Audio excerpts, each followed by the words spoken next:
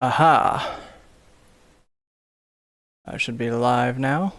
Let me just check and make sure on that. So just give me a moment while I make sure I'm not a complete idiot.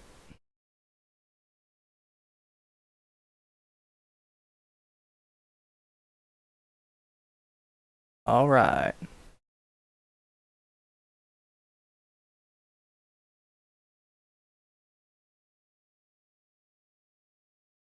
Mm-hmm.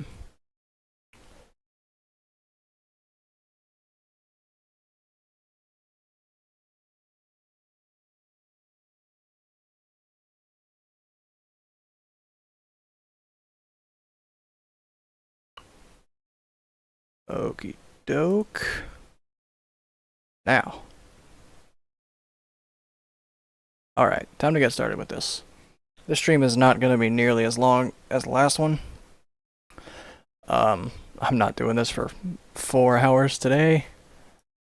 But I am still going to go for a while, and I'm going to be a little bit more, like I'm going to actually, I think I'm going to be able to get more done this time, because this guy is, I mean, in retrospect, the, like, tirade I went on about drum and bass and breakcore, and, there's not really a whole lot of point in, like,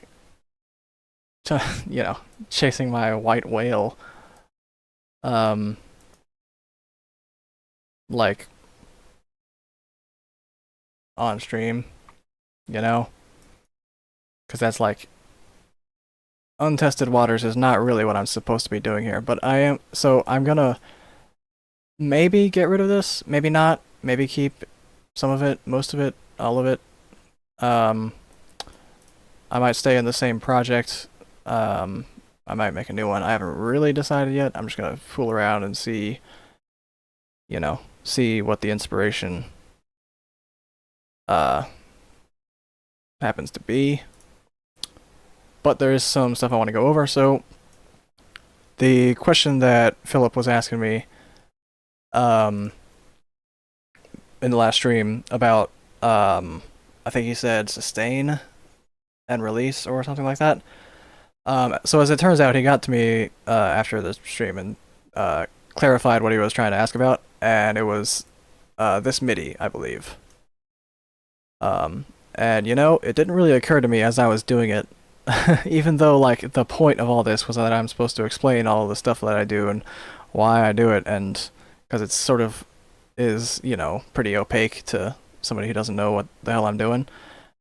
I then proceeded to make this, which looks weird as fuck, and I didn't explain anything about why I was doing that, or why it sounded the way it did, or anything like that. So this guy, nope, it's gonna be this guy. So, to demonstrate this, what I'm talking about, I'm gonna just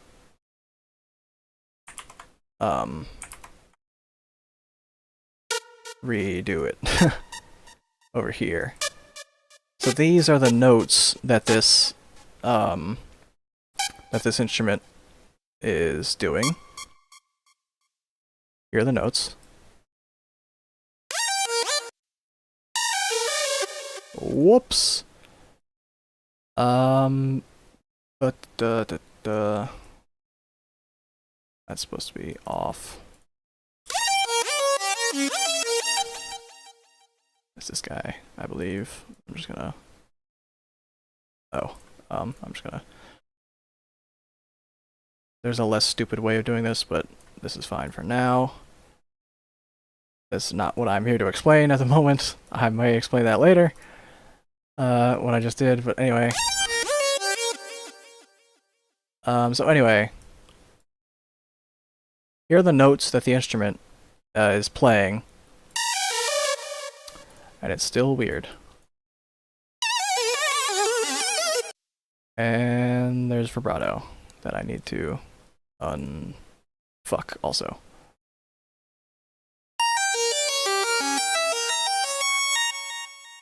So that's the notes that this instrument is playing.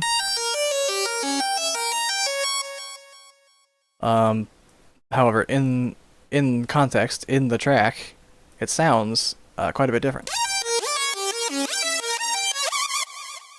There's like all kinds of articulation going on, and there's automated like stuff. I'm bringing effects in and out and whatnot.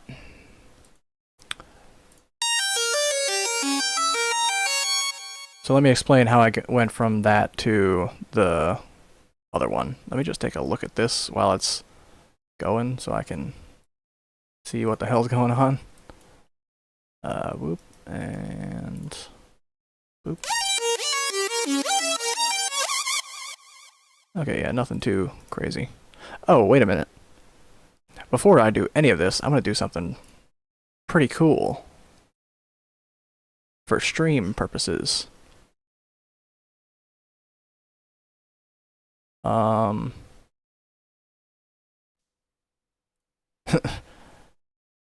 Hopefully that doesn't break my stream. It probably won't, but we'll see.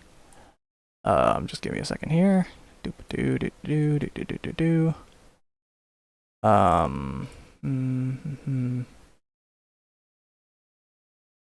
Check.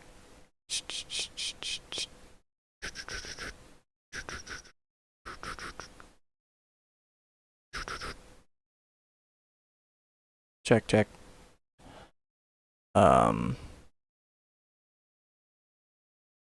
Checkity check. Alright, that seems... I'm gonna do this. Alright, cool. Let me just... also... Let me just do another one of these, actually. Just to make this nice and, you know...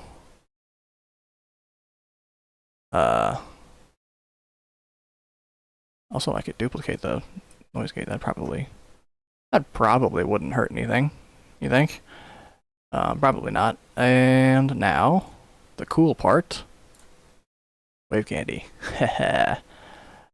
To compensate for the fact that I don't have a camera currently, I'm going to put this guy up here in the corner so that something visual happens when I talk.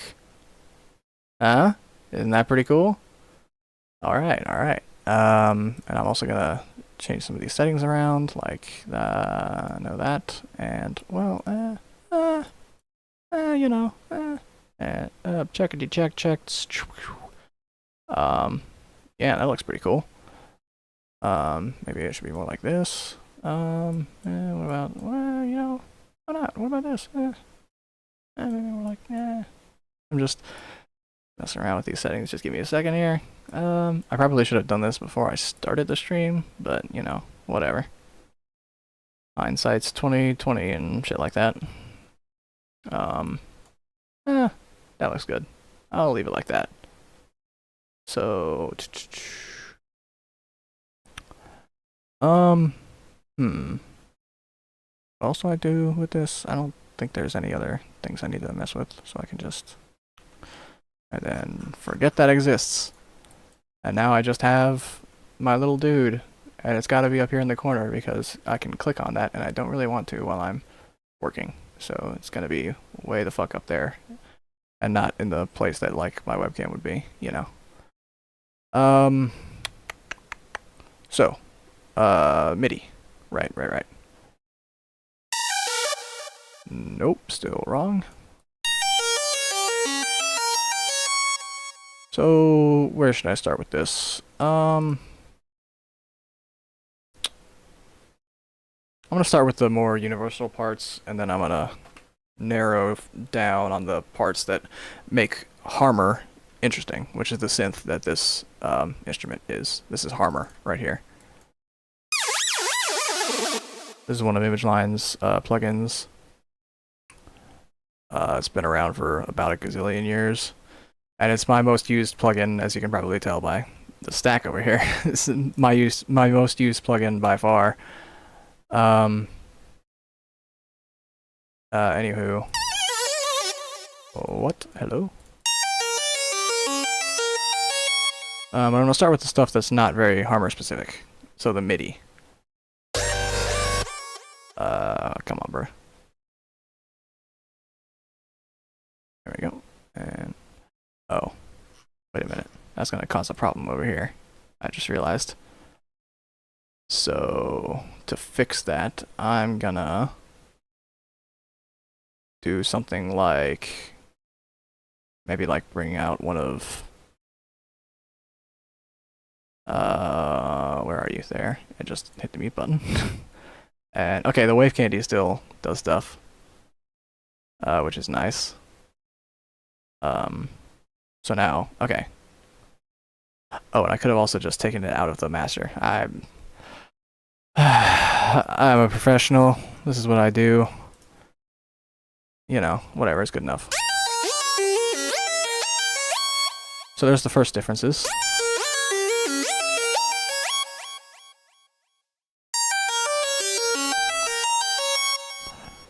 So, let's get started making this into that. First off, these notes, you'll notice that there's a note over here, and there's a little note up here with the little wedge doodad on it. These are slide notes. So you see up here, there's in the top left corner of the screen, when I hover over these guys, it says slide and portamento. These are articulations that are built into MIDI files, I think.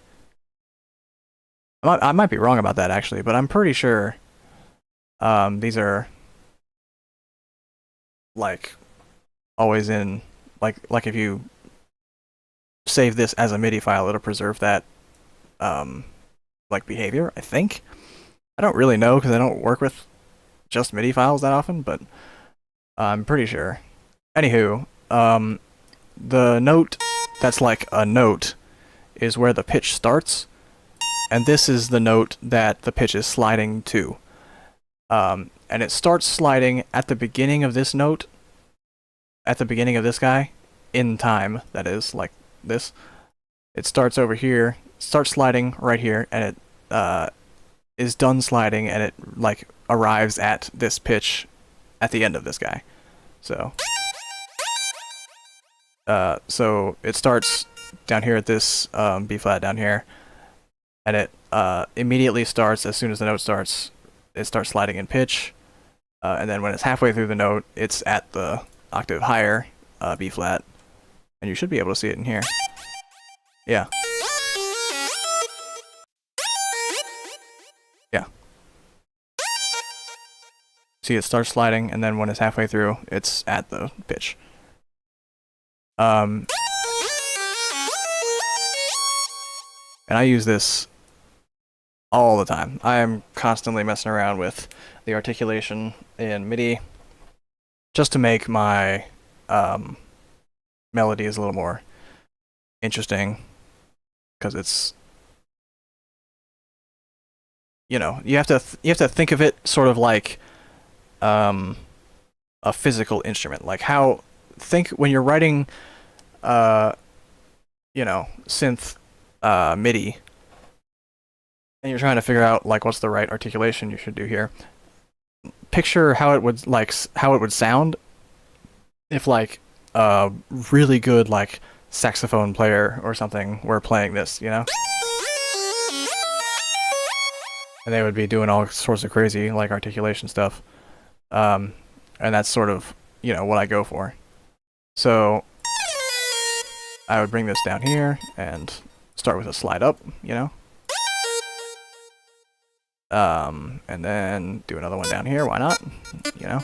And I just picked like to have these slide an octave just for no particular reason, just because it sort of felt right. That's how I make a lot of my decisions, as it turns out. So this guy, whoop, doop-a-doo, like that. And then this guy, you see I wrote it out with no articulations. I wrote it out like this, with like an eighth note, then a quarter note here. With slides, it would look something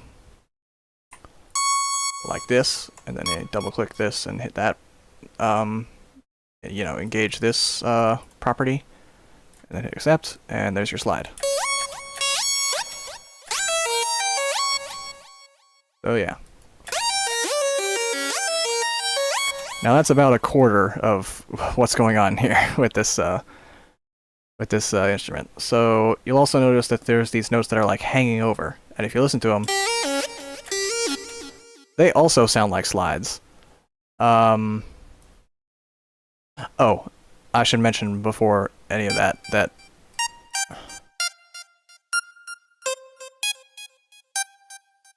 this guy up here, Portamento, sounds like this.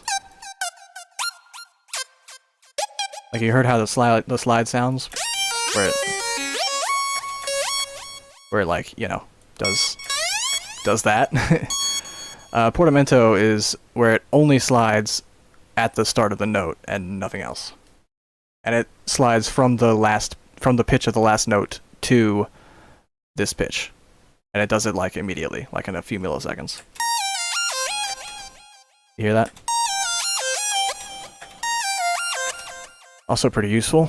But I didn't go for that with this one because I am using Harmor, and like I said, Harmor's great.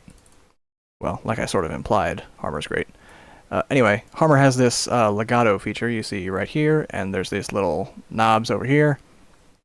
There's legato, portamento, and also velocity, release to portamento, legato time. I don't know what this one does. I don't really touch it. But these guys I make pretty frequent use of. So, how do I explain this?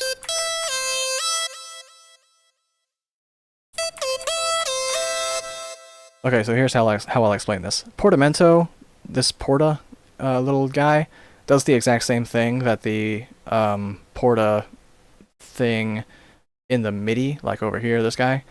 It does the exact same thing as that, so it basically does a slide at the start of the note, you see? But legato, so like, here's me playing like a chord, or, you know, playing more than one note at once without the legato on. You see that? And now here's that with the legato turned on.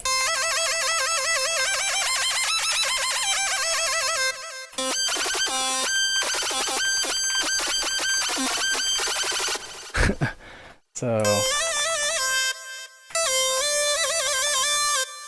the legato setting in Harmor basically makes it so that if you play a second note on top of the first one, it'll slide up to that second note. And how fast it'll do it depends on this knob here, which you can see I have set to 45 milliseconds. And I also have the logarithmic shape turned on so that it, you know, does that instead of this. You see? So yeah. And I'm using that here basically as like a better portamento. Like a better version of the turning this guy on, you know?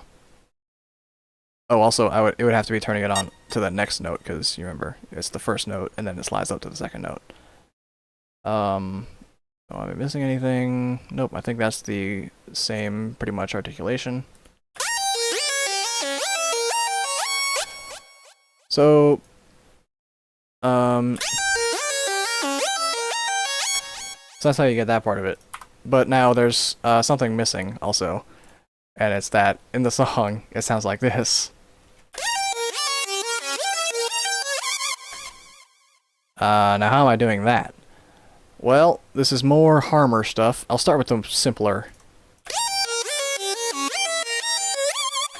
The simpler effect by far is gonna be the vibrato. So you see these knobs over here. There's the vibrato depth and speed. Watch over here. See that? That's vibrato. Hmm.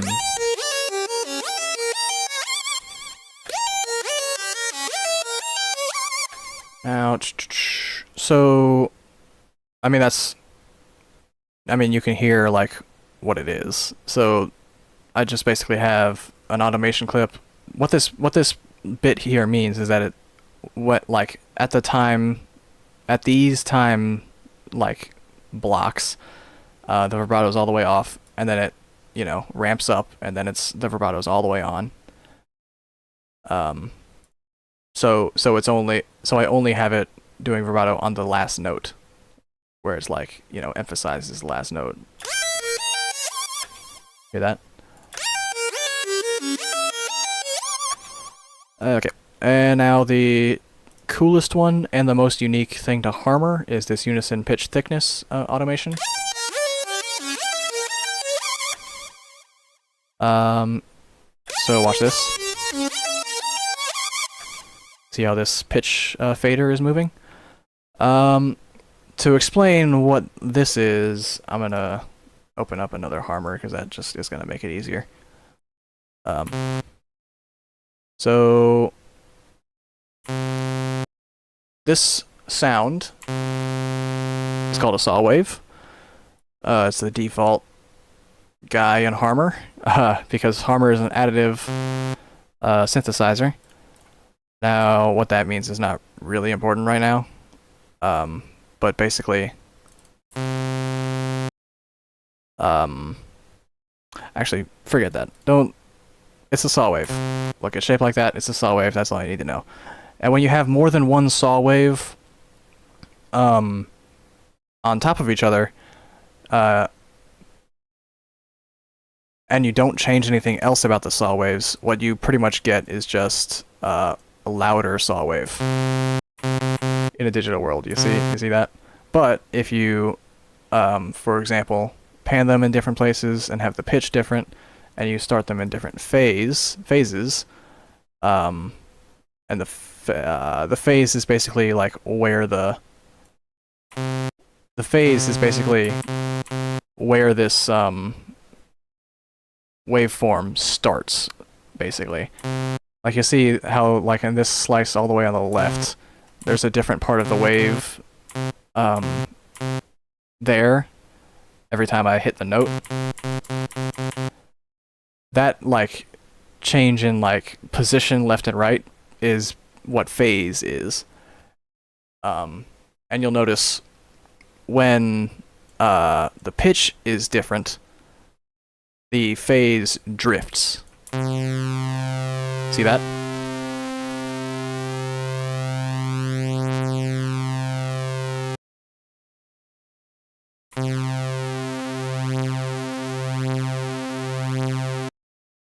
What this part of the plugin is basically doing is I'm having two saw waves playing at the same time, and this is having them basically they're tuned to different notes, basically. One's a little bit flat and one's a little bit sharp, and that causes this effect to happen because the phase drifts apart because they're not the same pitch. And that's the sound that makes is called phase cancellation. Because you see some of the frequencies in the harmonic series that you can see up here, because the saw wave has every harmonic in the harmonic series. When you have phase cancellation, it cancels out certain frequencies because they destructively interfere.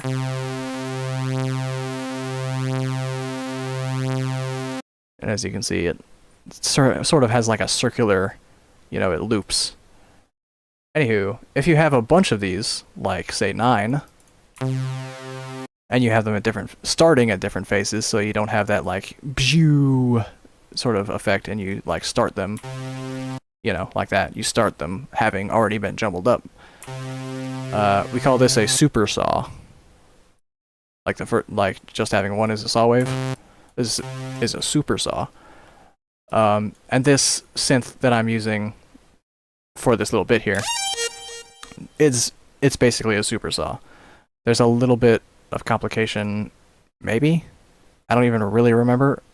I mean, there's an extremely small amount of complication, but it's basically just a super saw, like this. You know. Anyway, this fader can be controlled in real time, which is pretty cool. This is not really a unique thing to Harmor, but this is like not a MIDI thing. This is like the plugin does this. And so basically I, right click it, hit create automation clip, and this is the unison pitch thickness. That's this guy. That's how that guy was born.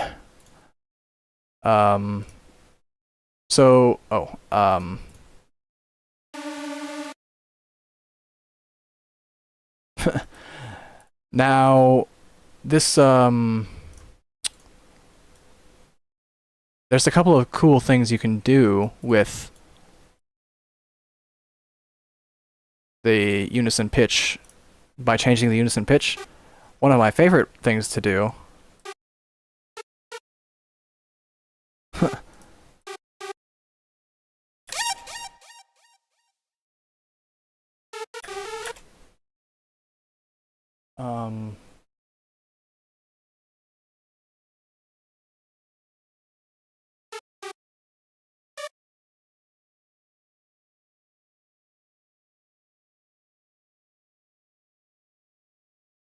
I don't even remember how it goes. But no, that's stupid. Forget that. I'm just gonna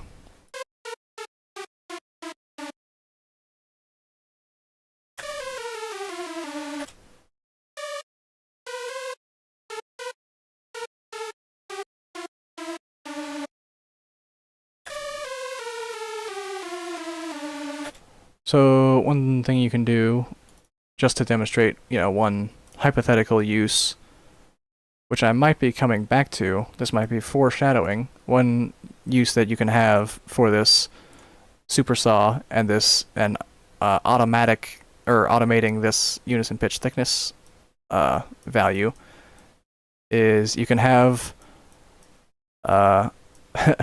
brass. If you do it like this, and if you also don't have it starting at full volume, you basically have brass. It sounds a bit like a wind, orchestra. It sounds a bit like how a wind orchestra does.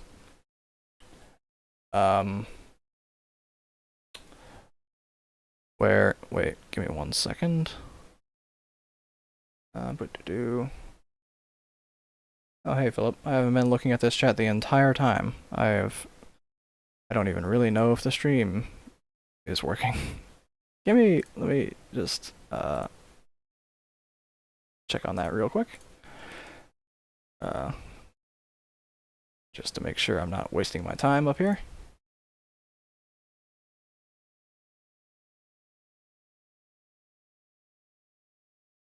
And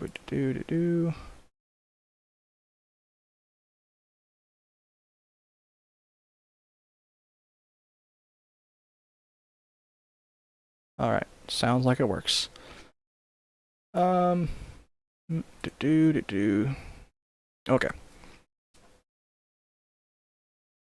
Alright, so, brass.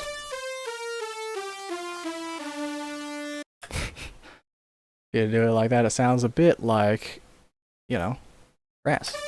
Like a trumpet.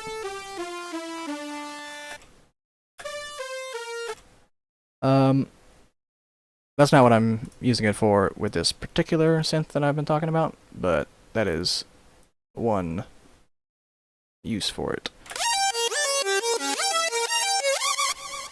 In this particular instance, I'm using it basically as like I'm using it to convey a sense of like the, musician is like playing the instrument harder or louder. Like, if you ever noticed with like wind players, a lot of the times when they play really loud, they I mean, this also happens with strings too, I suppose. When they like play really hard and they, blow a lot of air through their instrument and whatnot, uh, they they don't always, and like good players, will avoid this, but it is common that they will drift out of tune from one another, and it sort of ends up having a sound sort of like this. Sort of like how this last note does. So to emphasize it even harder with the vibrato and everything, I just gave it a whole bunch of unison pitch thickness. It sounds sort of like, like over here, when it's super clean, it sounds like, an operatic, like, falsetto, chillaxed, like, regular singing, sort of, But over here, it sounds like, you're yelling, you're hitting a grunge, singing like a Soundgarden song, you know what I mean? So that's sort of what I'm trying to do with that, and I think that's everything notable about...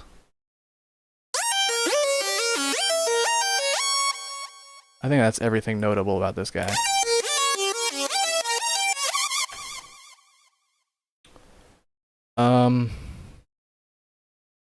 So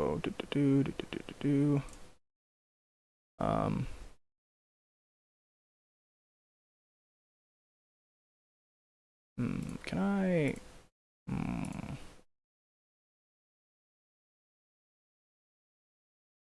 just give me 1 second to figure out what the hell I'm doing. Well,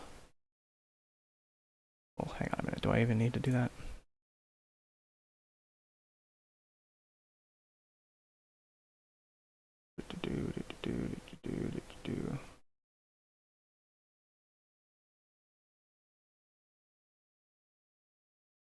Alright.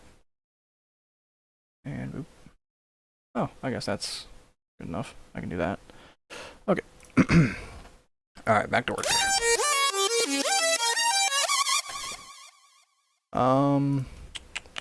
So was there anything else I was going to talk about? Let me just have another listen to this. Oop-a-doo-doo-doo.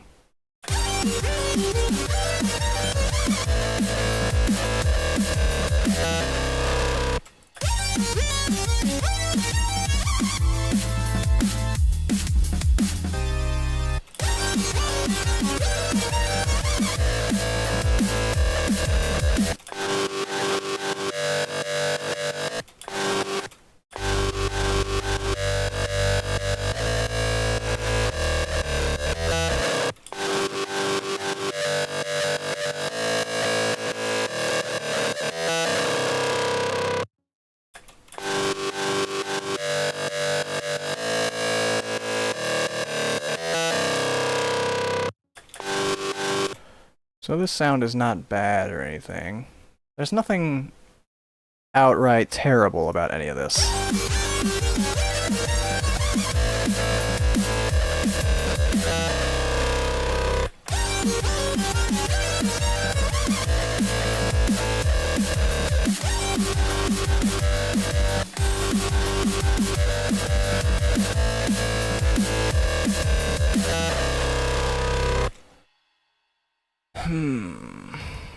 I really like the drums of this.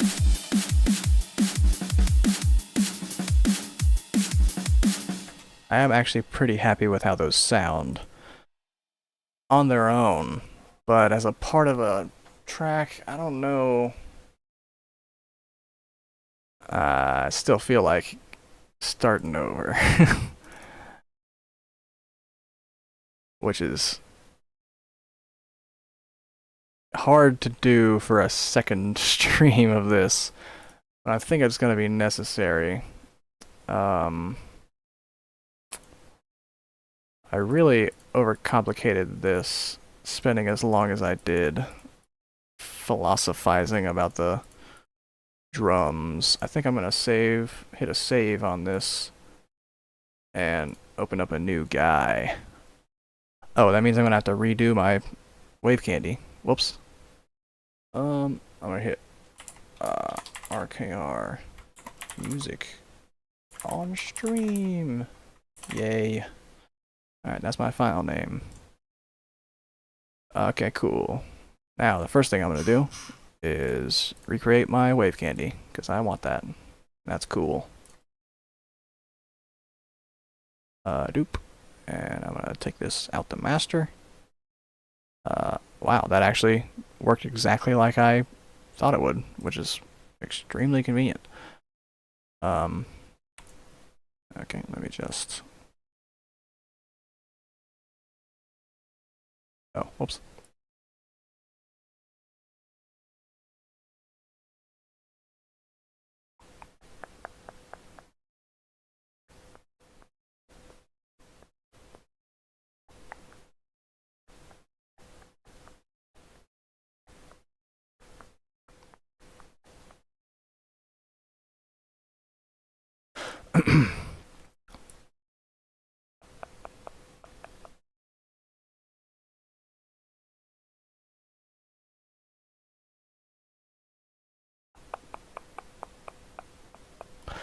Alright.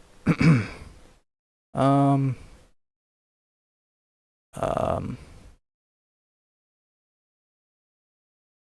that's probably fine. Well, I mean, okay, I guess it's fine. It's like, whatever.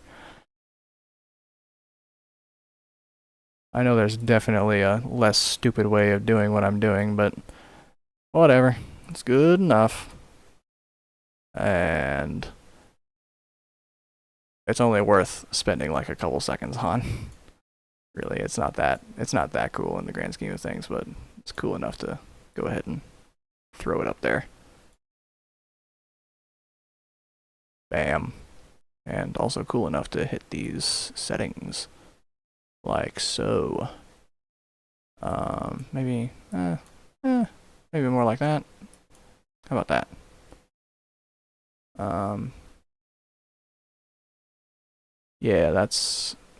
Yeah, there we go. That'll do.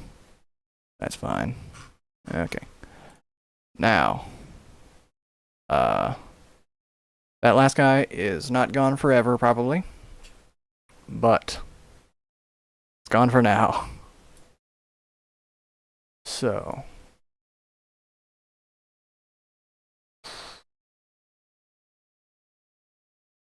what I'm making here is supposed to be the Rush Kill Repeat track. It's supposed to be the final boss, the culmination.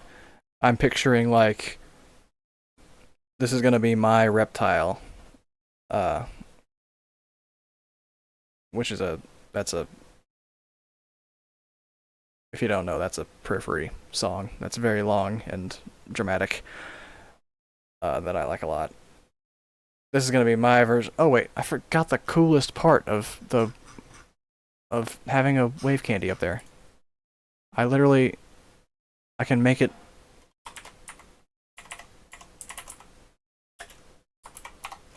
I can make it me. Look at that. Okay. Anyway, so this is supposed to be like a super, dramatic, like finale. Like this is where shit's going down sort of track. So I want it to sort of have everything at once. And it should, if I do my job right, it should, it should be like this should be like the track to end all tracks right here. So I'm thinking about how I'm gonna do that.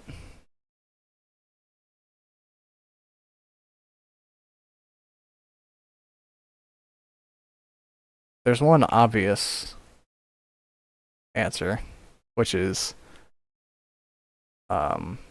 guitar music. The obvious thing to do is to channel my inner Mick Gordon and make something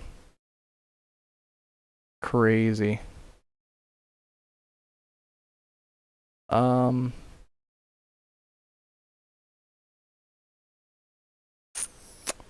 I could go ahead and write a riff, I suppose.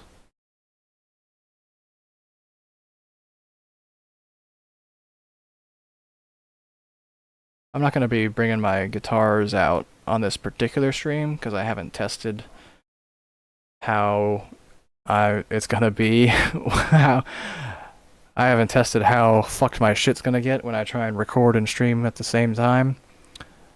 I mean, I guess it is kind of working because I have this guy in FL and on stream, and it's fine. But I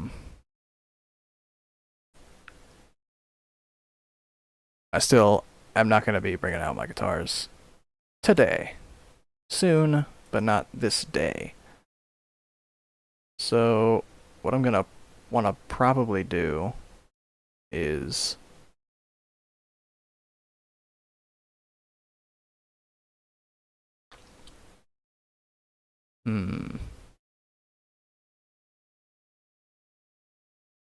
there's so many ways I can approach this. There's so much music I've written already that I'm gonna try and incorporate into this. Fortunately, metal lends itself to weirdness also, and really the styles of electronic music that I do, and like jazz, which there's also been a bit of in Rush Kill Repeat.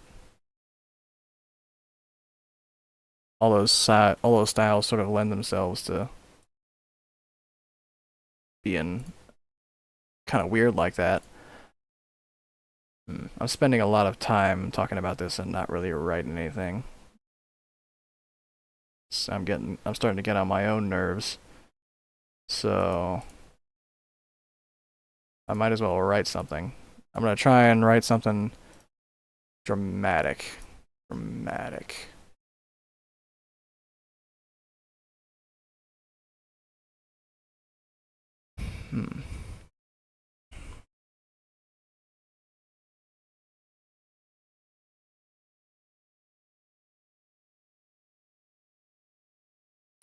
I think what I should do for my next stream is full-on guitar stream and just noodle around and see if I can come up with a kick-ass riff. We'll see. What I'm going to decide now, though, is some important things. Like what the main riff is going to be like. It's going to have a key, a time signature,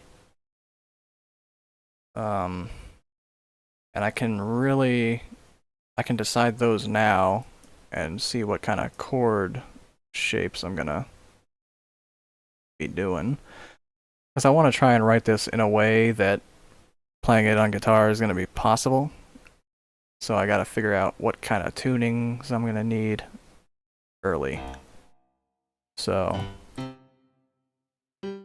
I guess now is my time to talk about metal, because that's so much of what I do, and it's going to be such an important part of this track, I suppose. So standard. Let's talk about guitar tunings actually. So this is the standard tuning for for a 6-string guitar, E A D G B E. Sounds like that. This is like, you know, this is the sound of a guitar when you're not playing anything, when you're not fretting anything and you strum it. That's what it sounds like. And this is an E standard is workable with metal. Like, I mean, metal got its start. I mean, metal started before the era of anybody tuning their guitars any differently. Way before the introduction of like 7 or 8-string guitars. Way before anything like that, people were playing metal basically as we know it today, to be honest. Like, Metallica does actually use other tunings, but a lot of their songs are in E standard. There's also, like, I think Opeth writes in E standard, and there's also a band called Sylosis, which I believe has their guitars in E standard, or at least some of the time. The point is, E standard is totally workable with metal. But when you want something to be dramatic and like when you want something to feel important, or when you want the music to reflect, for example, a boss that you're fighting that's big and intimidating, you sort of want some lower notes to get a more of a rumbly, you know, like earthquakey sort of feel of it. So the first change that people obviously made was they would the first like non-standard tuning that started to be really a thing is this. It's called drop D. Actually, I don't. Drop D is probably older than I think. Actually, now that I'm thinking about it, Dadgad, which looks like this, is the slide guitar tuning, and that's probably pretty old, I would think. But anyway, for metal purposes, this is drop D. There are some like Metallica songs that are here. There's loads of metal that's like this. And the reason this is nice is because you get a power chord in your bottom two, or in your lowest two strings. And then after that, what happens after that most of the time, not all the time, but most of the time, is you just bring this whole thing down. Like Periphery plays a lot of their songs, which is probably my favorite metal band, by the way, Periphery. Most of their songs, well, I mean, like, maybe half of their songs are in this tuning. This is and this is the highest tuning that Periphery uses ever. Their 6-string drop C tuning. This is pretty much, these days, this is standard tuning for metal these days. Like my guitars are practically never tuned higher than this. This is like the new way to live for metal musicians. Like, there are so many famous songs in this tuning. Like, practically all of System of a Down's songs, for example, are like this. Like, like Prison Song goes like dum.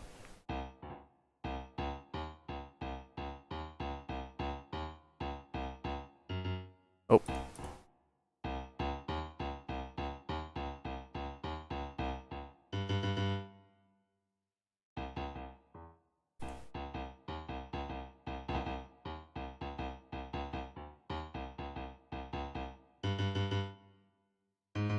Or, however it goes. It's the point is it's in drop C. Like practically all of System of a Down songs are in drop C. It's just so ridiculously common. But there are other options. For example, there's this drop A tuning that where you just have drop C, but you tune the C down to an A. This looks kind of weird, and at first, when you're playing a guitar tuned to this, it feels pretty weird. But there's actually a lot of cool stuff you can do with this. This is one of my personal favorites.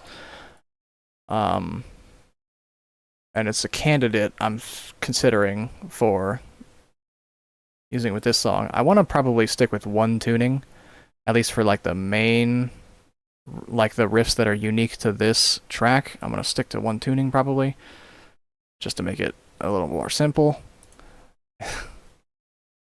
So this is one of the candidates. It can be a little hard to work with sometimes, because you can't do like your usual power chords. Not that you would necessarily want to, depending on what you're doing. Like for Mick Gordon styles of, metal, like the Doom soundtrack and whatnot, there aren't actually that many power chords in Doom. Not low ones anyway. There are power chords up, on like these strings, but he doesn't usually bother with power chords down, like way the fuck down here. And when he's like has like guitars, tuned down there, You don't usually need to bother with power chords. Like the reason you use a power chord in the first place when you're in like E standard, you use a power chord is because um it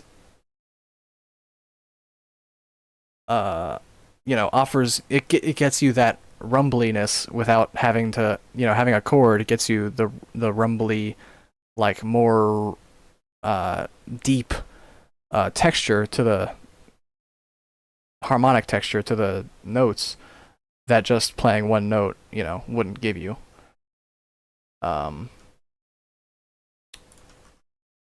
So, and there are other options, like I could do this is the tuning that Periphery uses for Reptile. I could also whip out the 7-string and go for 7-string stuff, which standard tuning for 7-string looks like this. The 7th string is this B. You'll notice this is not actually that much lower than C,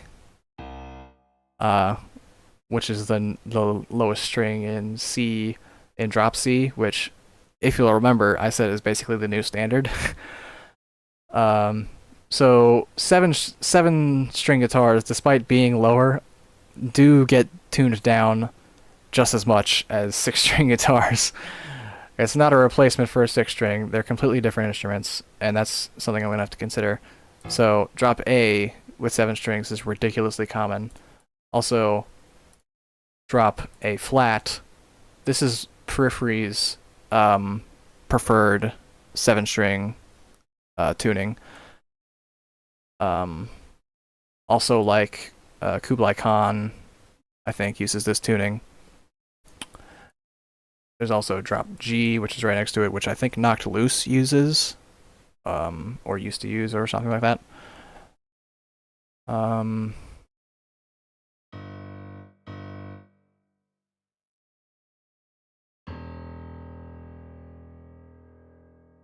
Below that, you're starting to get into like 8-string territory, which I would have to pitch my guitar down in post, because I don't actually own an 8-string.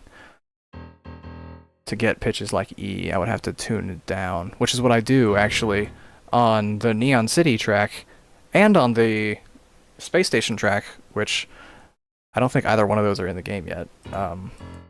But when they're in the game, you'll hear them. I pitch my 7-string down to the appropriate pitches, which the Space Station track is in key of F, and the Neon CD track is in the key of D. So I have to pitch my guitars down. You can do this live, actually, using a harmonizer pedal or something.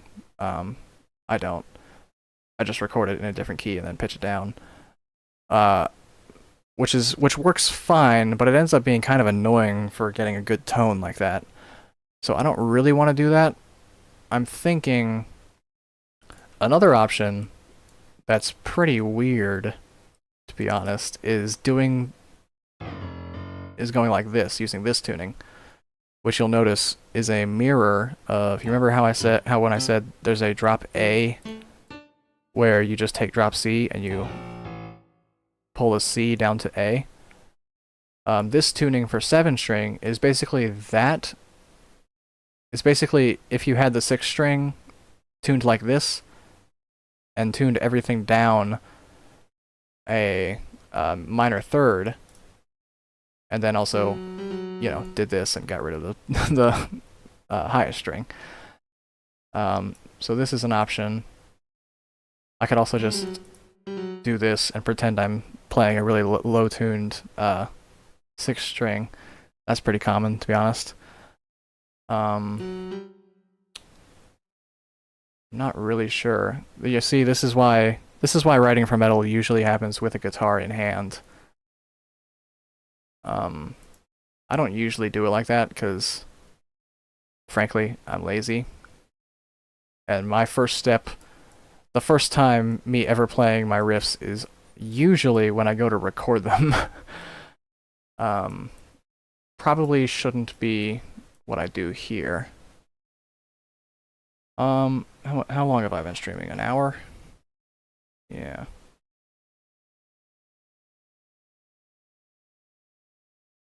Actually, I could have this be a guitar stream, I guess. Well, I actually say that, but I would have to... Oh my god, that would be annoying, actually.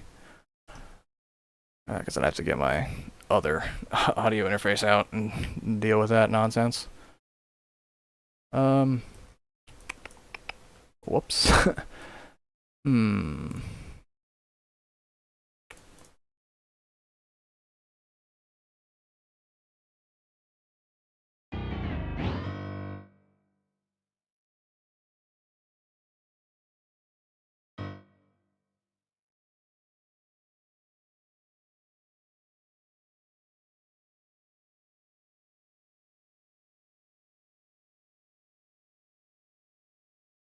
I could cheat in the same way that I did last stream and just make drums for like 1,000 years.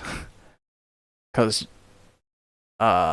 Doom style metal drums layered on synth drums is something I'm a lot more practiced in than breakcore. And also something that I'm gonna have to do for this, but it's also something that is awesome and I kind of want to talk about.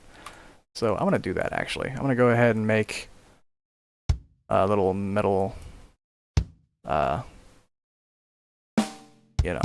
drum thing.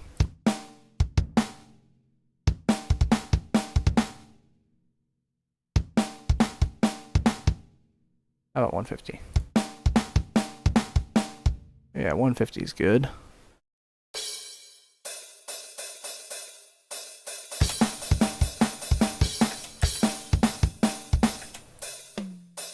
I could do this.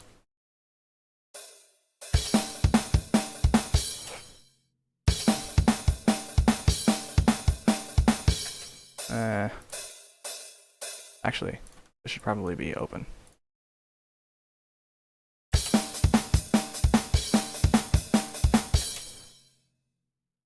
Well, should it? Now I'm doubting myself.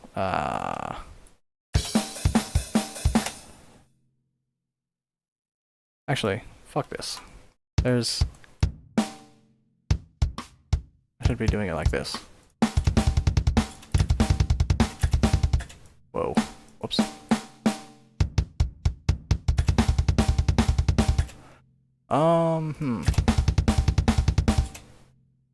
Actually, let's have a triplet feel. You know what?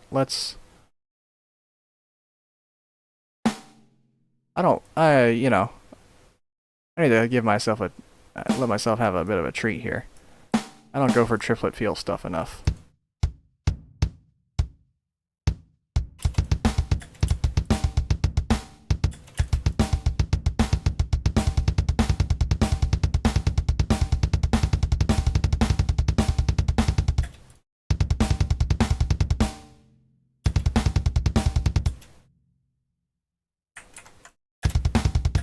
Oops. I can also do it like this, I guess.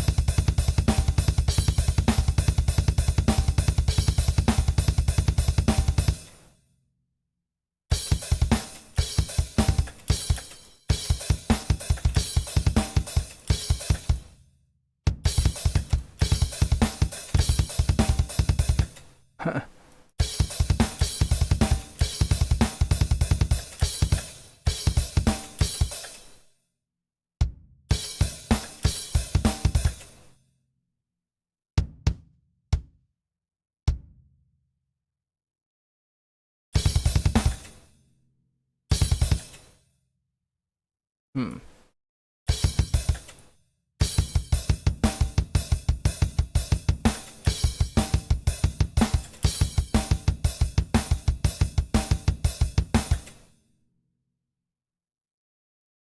Why not? Let's crank it up.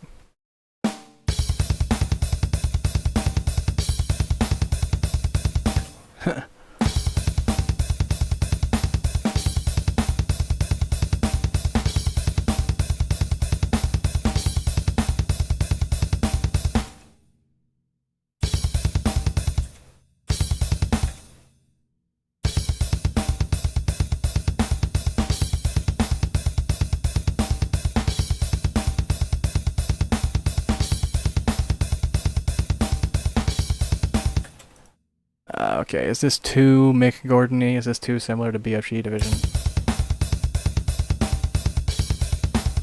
It might be.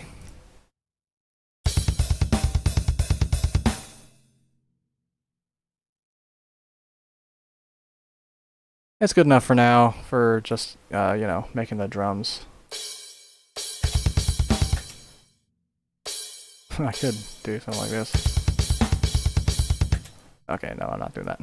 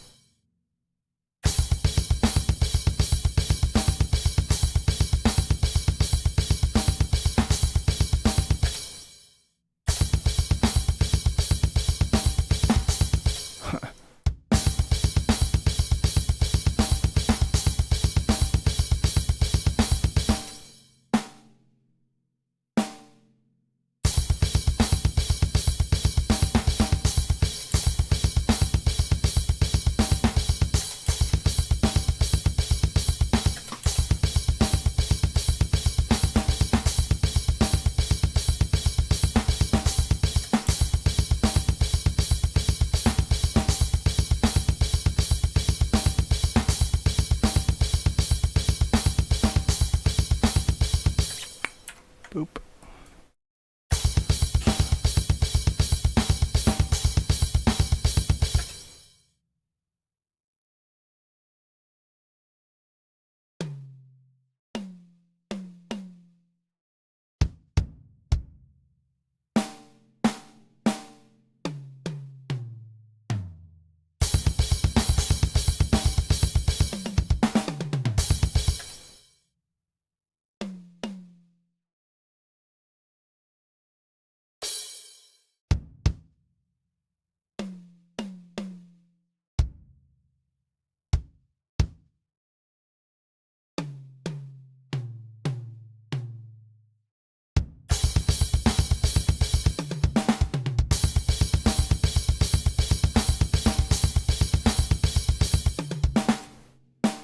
Hmm.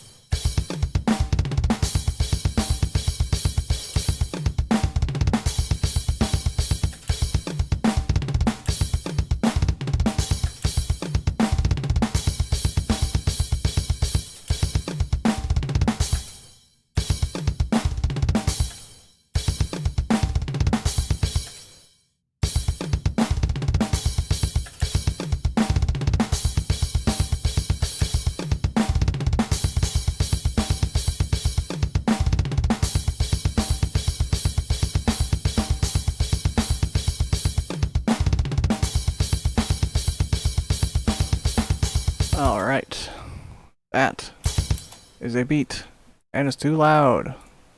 Yeah, I'm gonna put a limiter on the master. Okay, time for... yeah, I should do this part earlier. Time for some synth drums. Ideally, probably...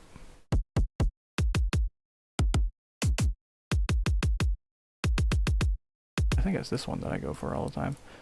Probably, I mean, ideally, I actually want something not too... not too, like, bassy. Not something that's gonna... something that's not gonna disrupt my mix too much if I let it do its thing.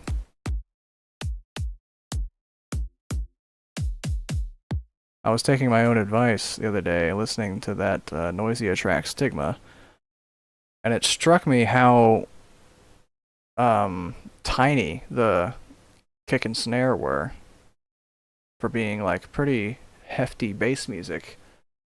The kick and snare in that track are like super, honestly, minimal. Like producers today would not be doing that.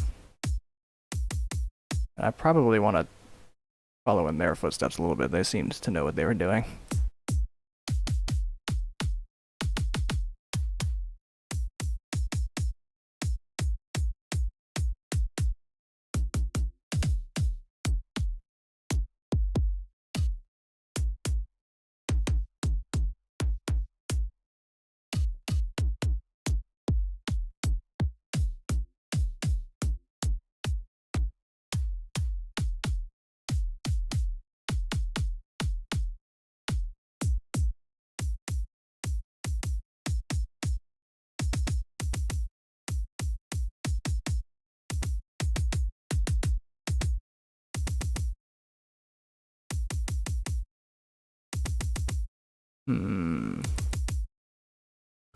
I think this guy is the one I want.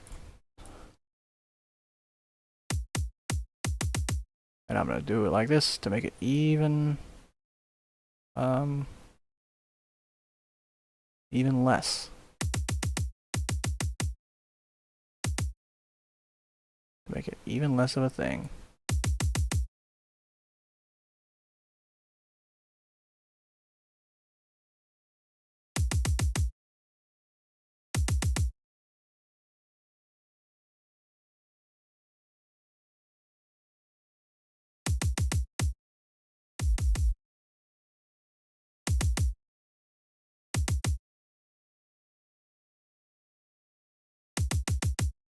Even that might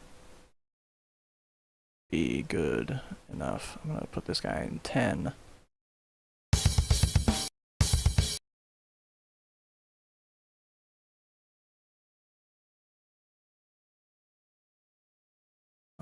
But to do...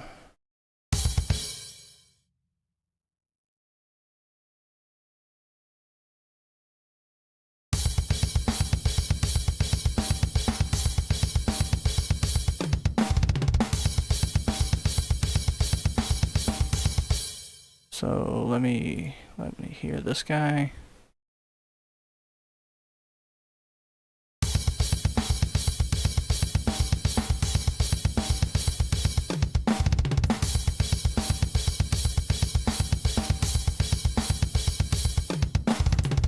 Just turn my volume up a little bit so I can hear better.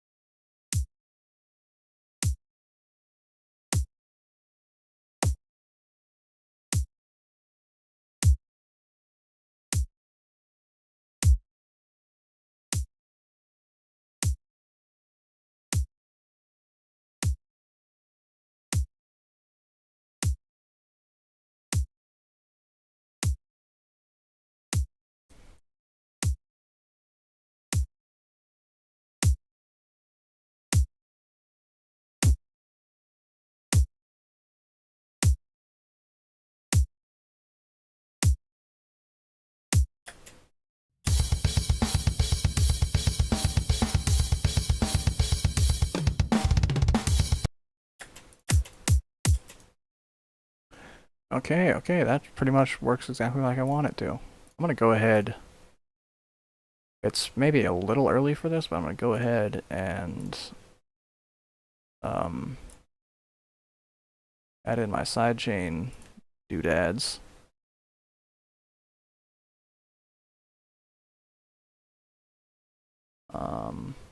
I can go at 9 actually, just to keep things a little closer.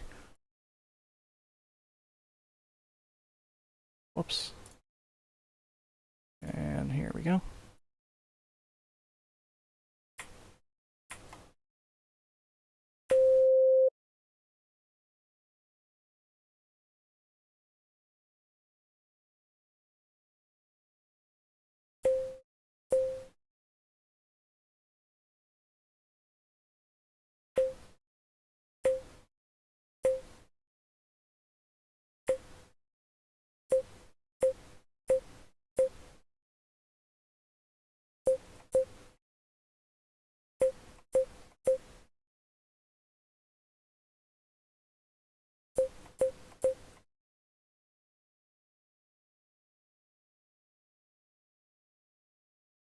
You do want sidechaining in metal, but not as much as in not as much as in full-on bass music.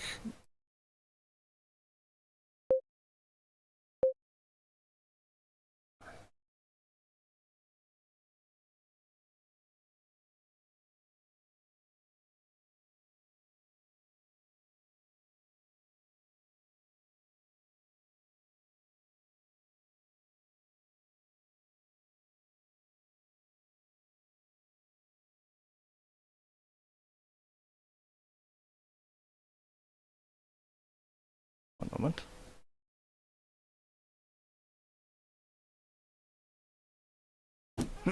Okay, excuse me. Okay, and peak controller. Bam. Mute.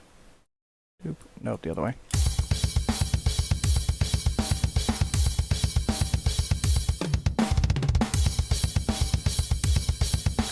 And that'll probably do. Okay. And now I need a snare. Actually, what do these ones sound like? No, I'm not using either of those. Actually, the teeny tiny drum and bass ones that are in this guy are probably appropriate here.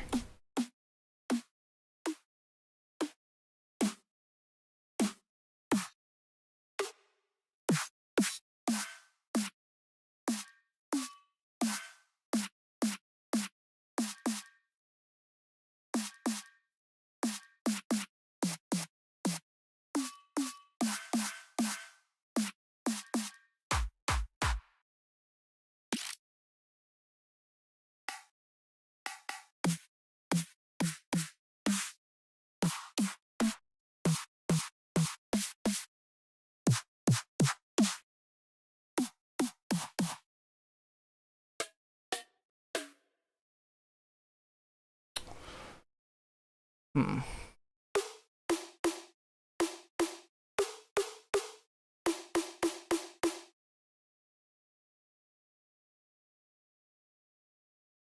What if I just use like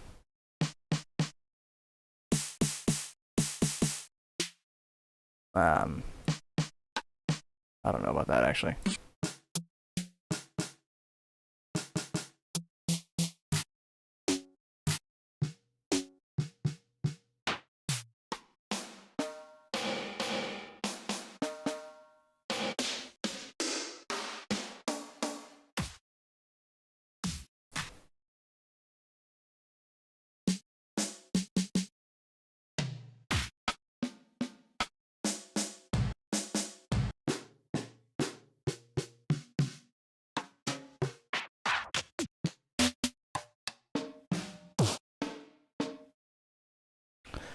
Nah, those all suck. Show me the kits.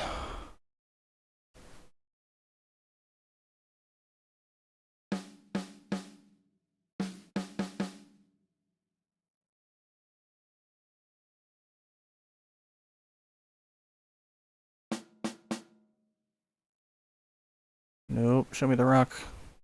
Snare. Okay, this is gonna be a completely futile effort, I'm pretty sure.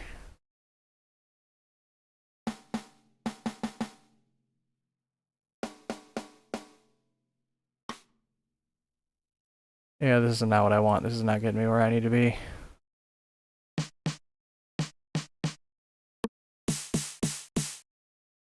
Yeah, nope, my instinct was pretty much correct. I need one of these guys.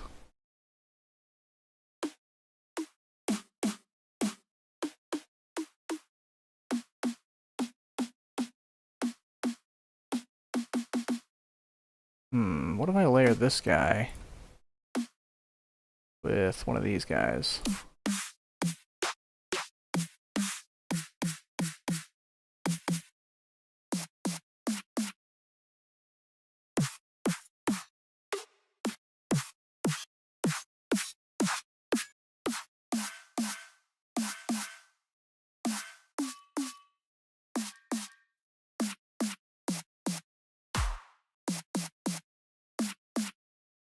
Eh.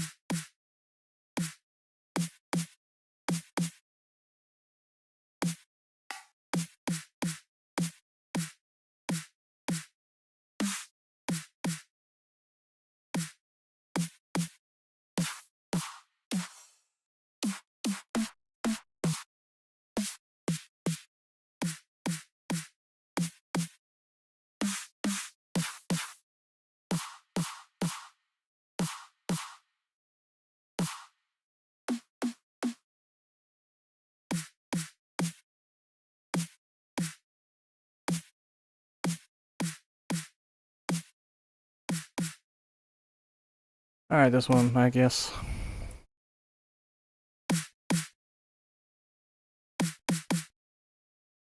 Alrighty, and putting it in 12. This guy's going in 11.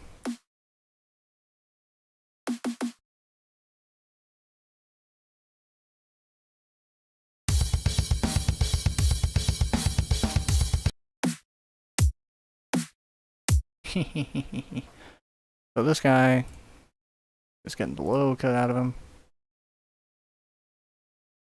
Joop. Doop. Get that crap out of here.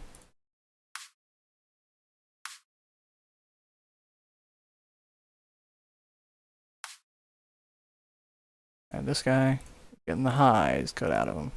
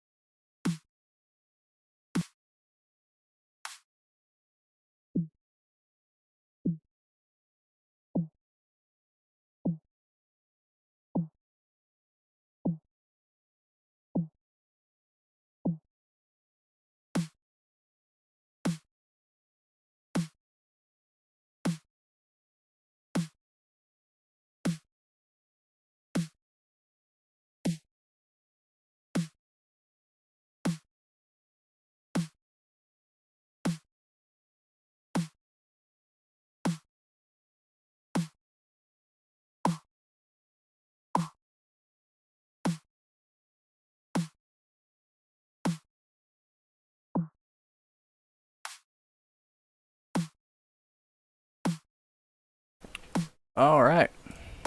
That is what I call good enough.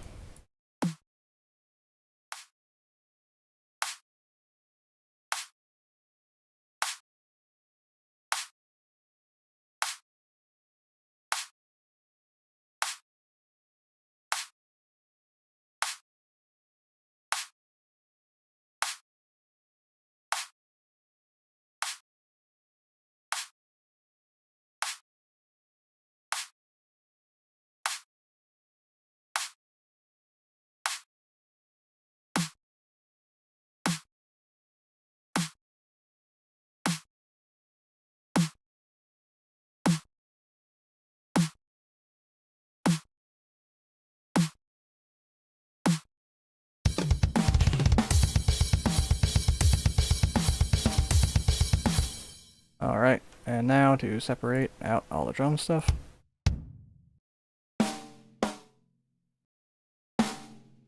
I'm gonna go with kick, tom, snare.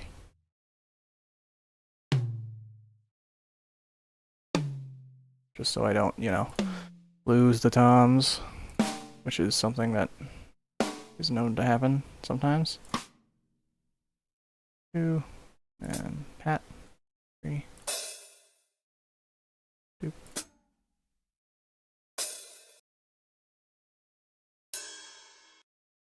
A lot of writing music, if you didn't know, is changing numbers from one number to another number a whole bunch of times. This is a lot of what my job is, to be honest. Okay, now.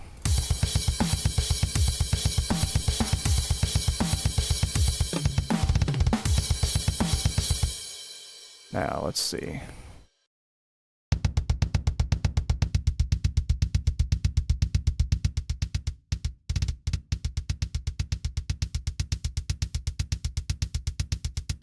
Now with metal drums, with metal kick drums in particular,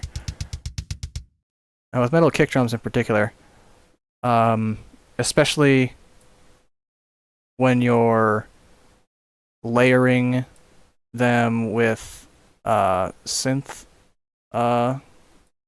drums, with this guy. Since I'm layering it with that guy, which has plenty of bass, I don't actually want the kit bass drum to have a whole lot of bass in it. What's really important about it is, and what's a significant amount of the character of metal in the way it sounds, to be honest, is the way the kick drum sounds with this little notch, or not notch, with this little like peak, the opposite of a notch up here in the middle of this treble bar right here, that sort of range.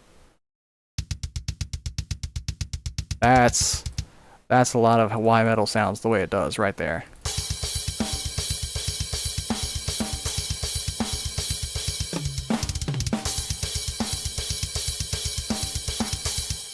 You've definitely heard that. I mean, who hasn't? That's what you're looking for in metal right there, is this little guy. That's part of why it's so critical to layer realistic drums underneath the synth drums. The synth drums are really there just for the feel of it, really. It sounds too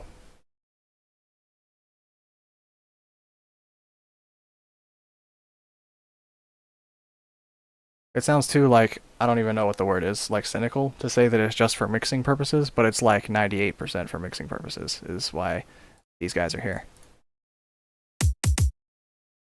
It's supposed to mostly, like, most of the way sound like a drum kit.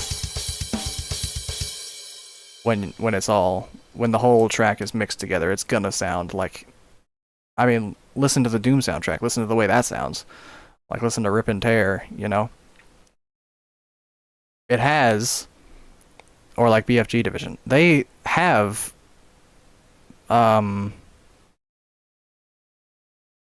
probably, I think, synth drums. I actually don't know for sure. It's theoretically possible to just have that crisp and that clean of a, you know, that just to have that well mic'd up of a kick drum, you know, they could just have a really well isolated drum room and like a super duper mic'd up drum kit. That's theoretically possible.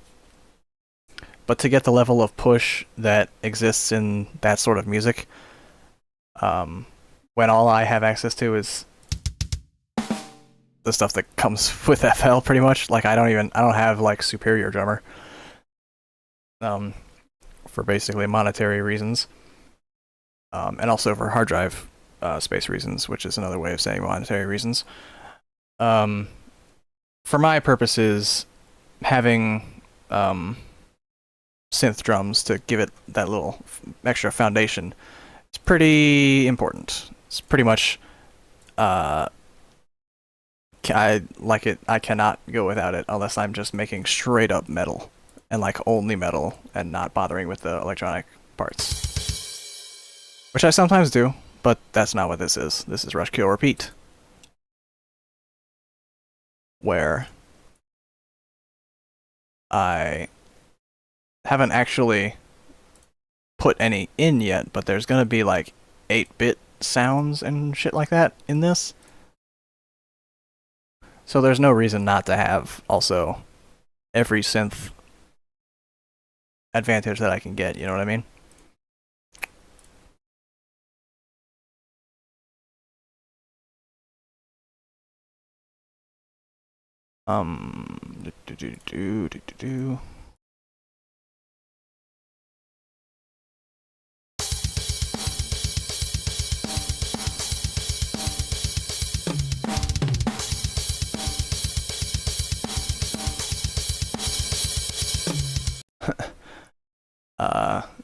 Yeah,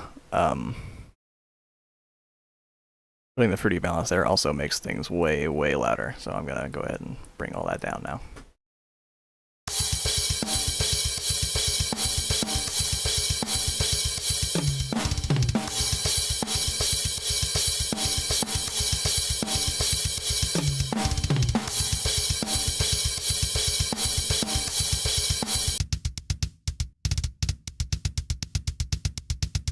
I can also afford to cut the kick off really hard to make sure it's all at the same level. I can afford to do that because the part of the kick that goes above that line in volume is pretty much just the snap of the very highest, pretty much just this. Just the snap of that is what brings it above this, and hard clipping that at whatever level this is, -4 dB, is not really going to change the sound that much. You have to go way further down before you start getting a significantly different sound. Like up here, it's basically the same. You know, you can't even tell a difference at 4.5 dB. So, for ease of mixing purposes, I'm going to keep it around there. All right.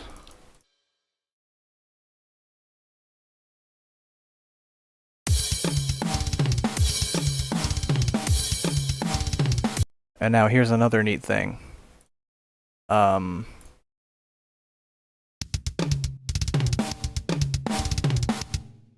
Toms.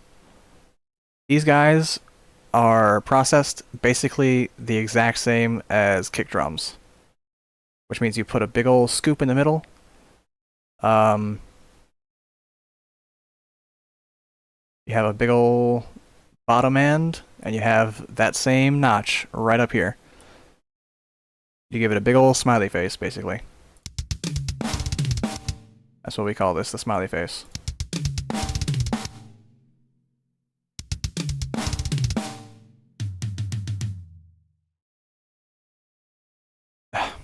Okay, hold on. Oop.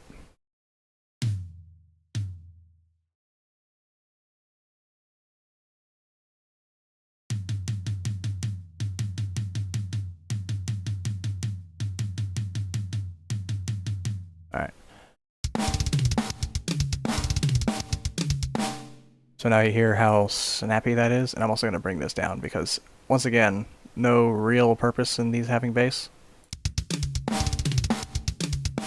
Although I can have like a little bump over here. But the smiley face is the most important part. The reason you do this in like metal is because the mid, like over here, is where your vocals are. Especially in metal where you're doing a lot of like screams and growls. Where like I can actually demonstrate this because my stuff is, because I'm in here. I can go ahead and toggle these doodads and get this out of here. So as you can see when I'm talking, a significant part of the clarity of like what vowels I'm saying and stuff like that is right here around this 500 hertz range. This is where like, this is not the only part, obviously. I'm lighting up the whole thing basically, but human speech, the most important parts of it are, for musical purposes at least, are the fundamental tone, which is over here, the mid, which is where ya ya ya ya wa wa wa yo yo ya ya, which is where your vowels are. You can see that in there. Ya ya ya. You can see like that movement. That's called a formant. It's where your vowels are basically, and like right in here. So in your like 500 to 1000 hertz sort of range, that's super important for clarity, for understanding, and then also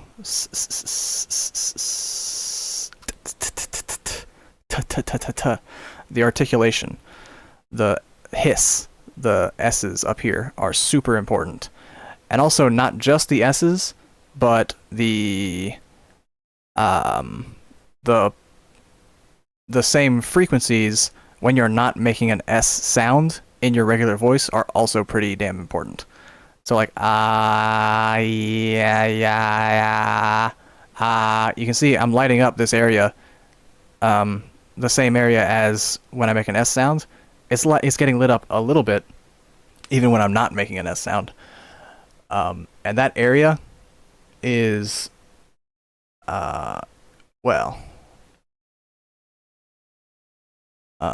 when I do some vocal processing, which I might end up doing, I'll explain more about that, but that's pretty important too. But anyway, in metal, like non-electronic, just metal, the reason why you have the big smiley face scoop, and you also do this to like the guitars and stuff sometimes, the reason you do that is for understanding, or well, for mixing the vocals, so you can have the vocals be audible. Because metal is so loud, you need to like scoop things out to have room for other stuff to go.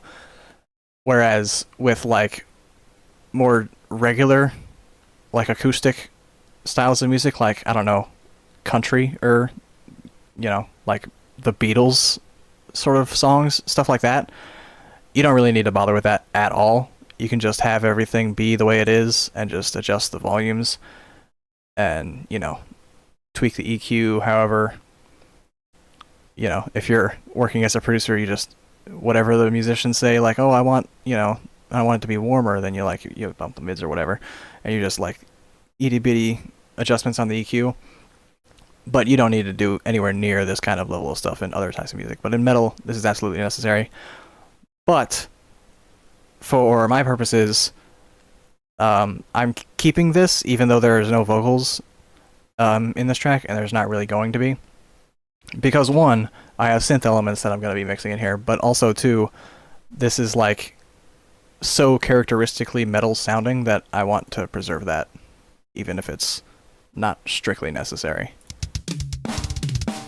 I mean, come on, listen to those toms, man.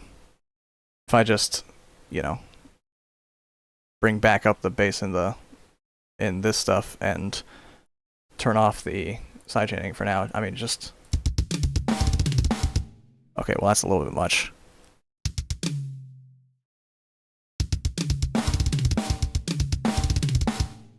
I mean, I haven't processed the snare yet, but I mean, that's metal right there.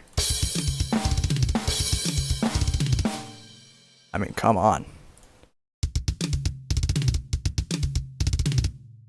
That might as well be like a Slipknot song or something like that, you know?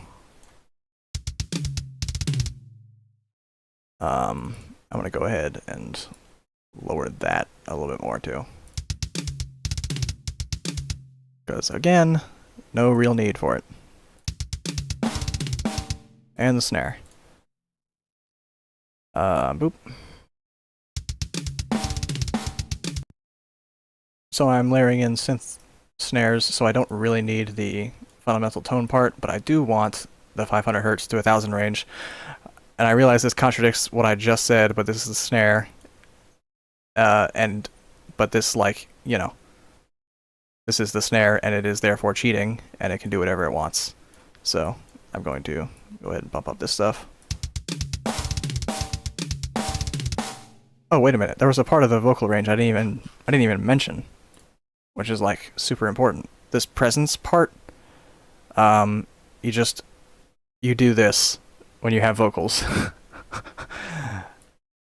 I mean, it's not literally this much, but like, you'll see when I have vocals. I literally do that almost. It like looks ridiculous, but trust me, that PRS, it's I think it is an abbreviation of present or presence. This is like the presence range. So if you've ever seen a knob on like an amp or something that says presence, it's like bumping this part up. For vocals, that's super nice, and I use that liberally. Okay, I'm gonna chill lax on this a little bit, and also bring it down overall, because it's very loud.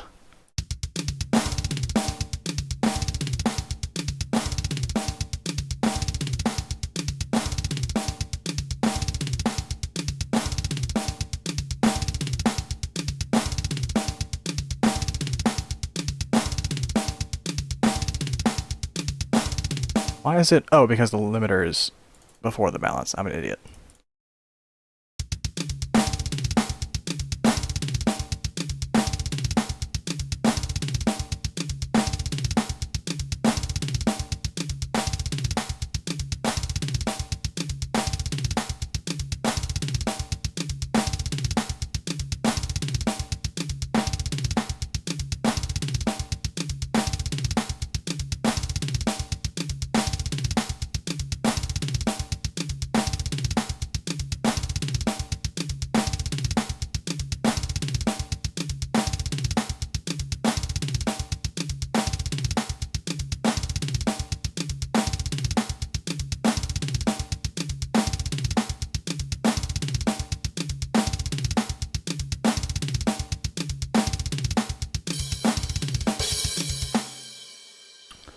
Okay, now the cymbals. I mean, some special things are going to have to happen with these guys, so I'm just going to turn them down and ignore them for now. Anyway.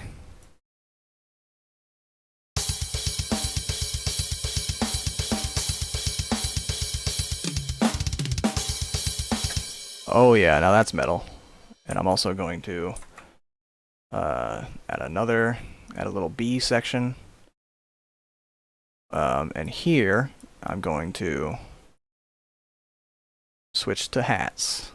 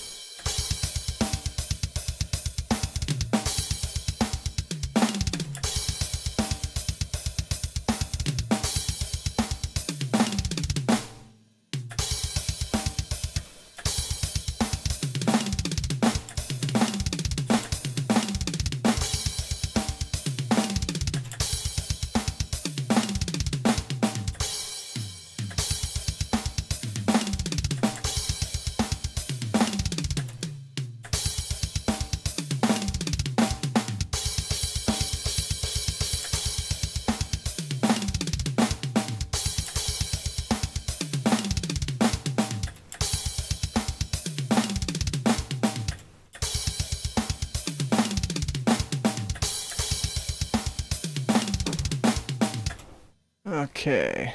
I've been listening to that same thing over and over again. It's about to drive me insane. So.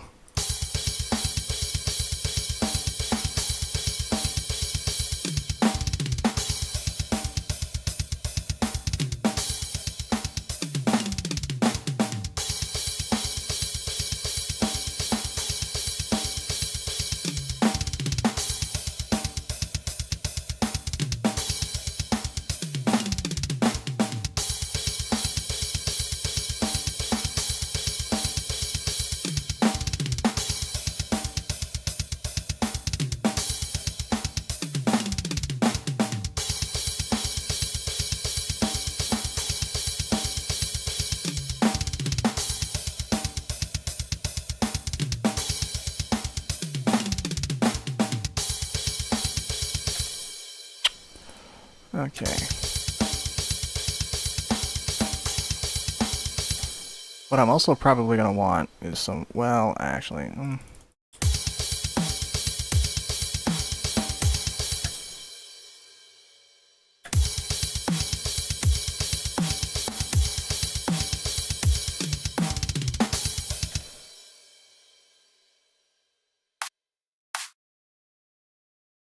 okay, and doop.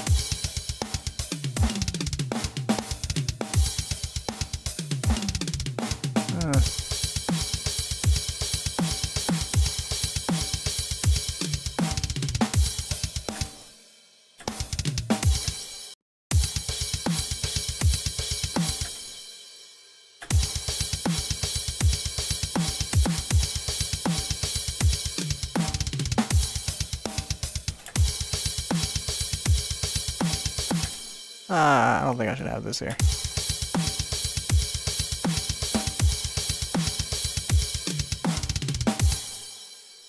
Well, maybe I should still have the drum there, but not the side chaining.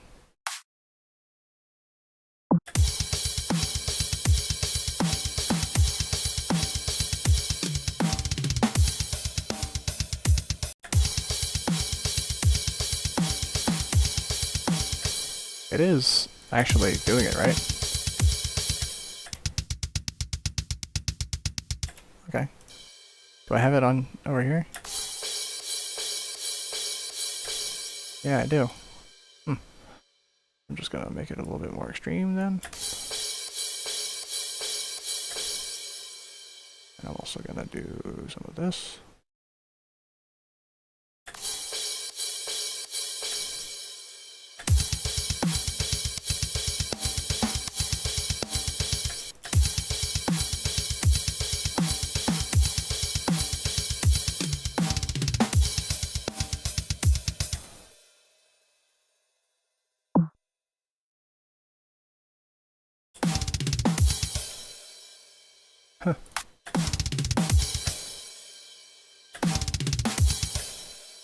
Huh. Maybe just having one of the snares could be good, actually.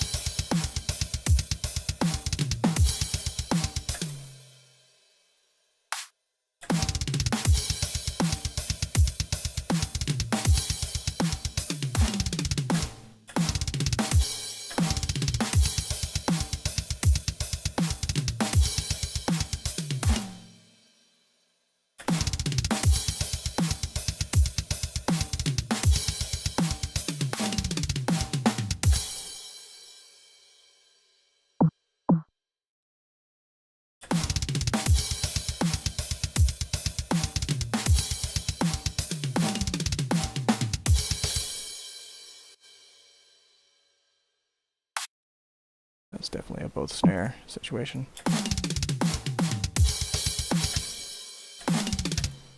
And maybe even...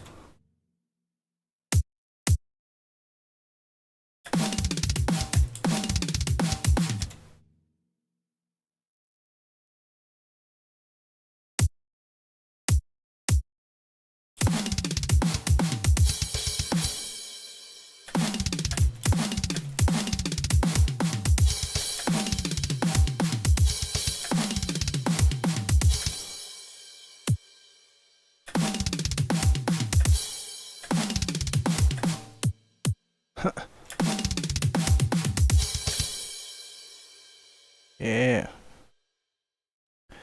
Playing with the pitch of these kicks is a good way to get some variation in the percussion.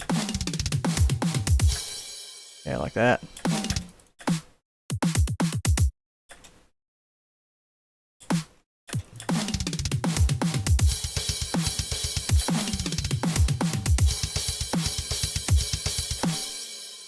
Probably should still be even quieter though.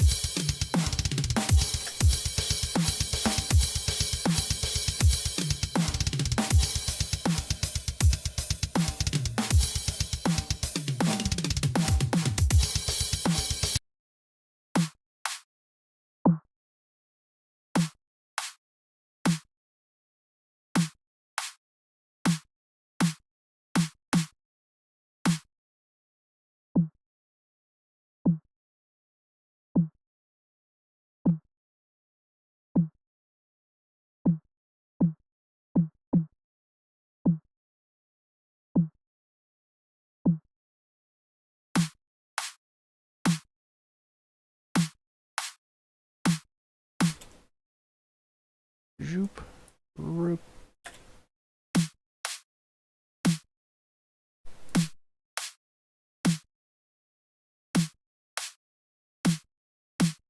Hmm.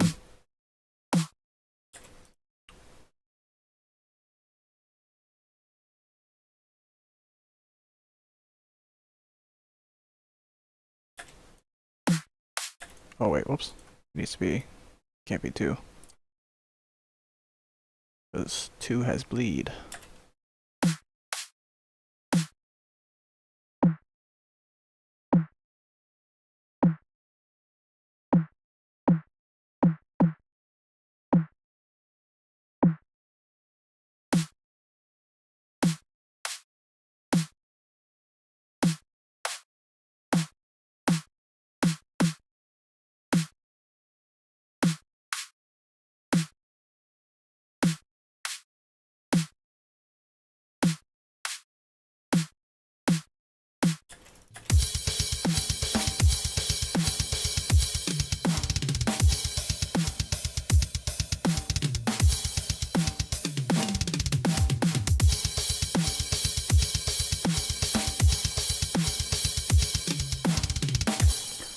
This is still very much like, I mean, the drum beat is so obviously BFG division. It's going to be completely different.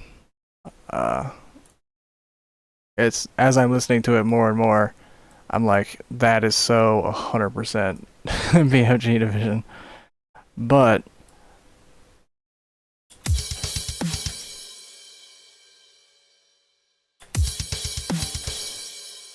it is going to be different.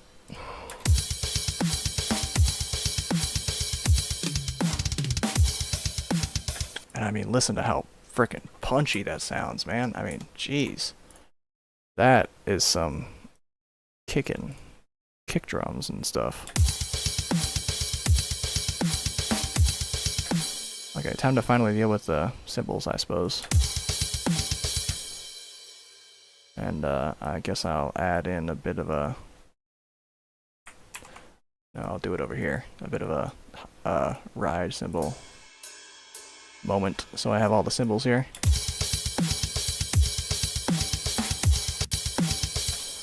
I'll start with the crash. You want lots of high frequencies with the crash. The rest of it, you don't care about, basically. The high frequencies are what the crash is. And I'm also going to put a shit ton of reverb on it, because that's how I live my life.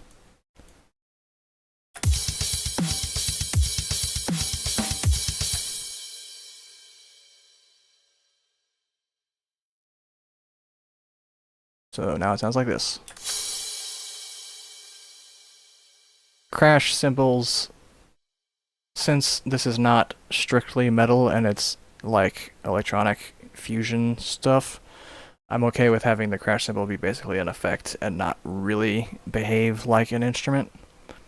Specifically with the crash, the other ones I want them to feel pretty real, but this one, you know, it can be like that.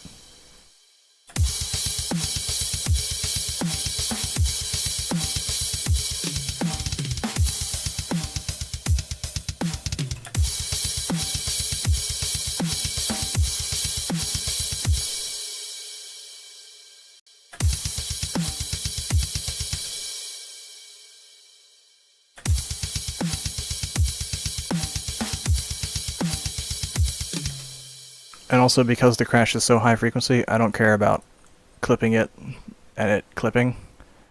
Because clipping, you know, manifests as a lot of high frequency content. And also, I mean, some extremely low frequency content, but not enough to be actually a problem. But because it's mostly high frequency stuff, when you're distorting like this, with a crash cymbal where it's almost all high frequencies anyway, I really don't care.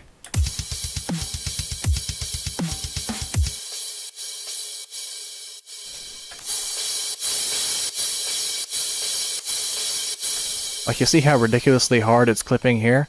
If this was any other instrument, if this was the kick drum, if this was vocals, if this was anything, that would be an extremely harsh amount of clipping, but because it's a crash cymbal, you like barely notice it.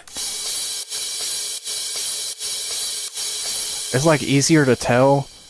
It's easier to tell that a crash cymbal is clipping by looking up here at the thing and seeing like the noise at the very, very bottom. There's a little bit of noise there that isn't there when it's not clipping.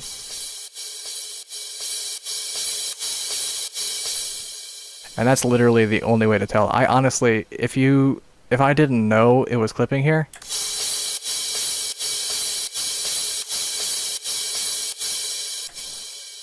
I mean, if you asked me, like, is this clipping or not, I could probably give you the right answer, but, I mean, if I'm not looking for it, like, I do not care. And same for everyone who listens to this track, because trust me, it's not a big deal. Just trust me. Just trust.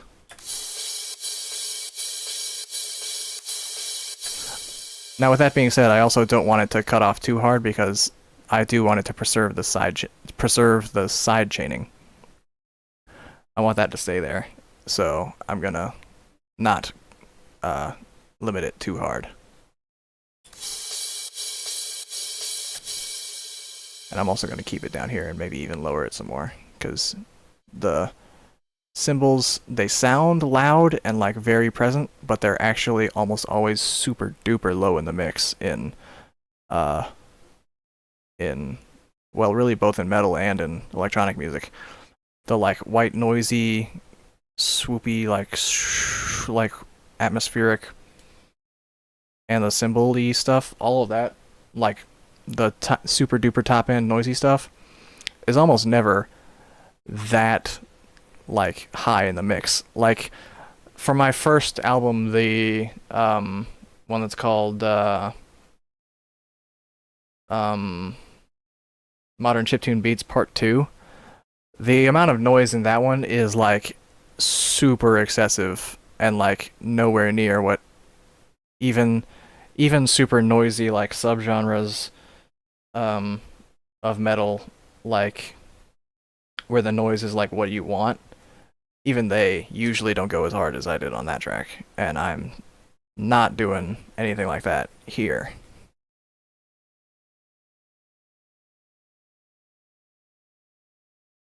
Hello. I love modern shifting beats. Yeah, me too. That the specifically part two of those ones, uh, that I think that one's one of my favorites I've ever made, to be honest. It's pretty damn cool. It's like out there and doesn't. It sounds. It's the sort of like. It's the sort of track that's like, you know, unpleasant to to it's sort of like that sort of timbre texture of a tone is sort of like coffee or alcohol. It's sort of an acquired taste, and that one just it bites. It has it's like acidic and like I like that a lot. That's my jam. And I'm by the way, Philip, thank you for letting me. Oh yeah, you're using part one. That's cool. Thank you for letting me run wild with my ridiculously out there taste. Cause man, I am consistently surprised by how uh when I'm like, hey man, what do you think of this? I'm thinking about doing this for this track, and I'm gonna have this, and like every time you're like, man, this is awesome. And I'm like, wow, I there are some people who would not answer that to that. I mean, I appreciate it. I love this uh type of music I do. Oh, thanks, man.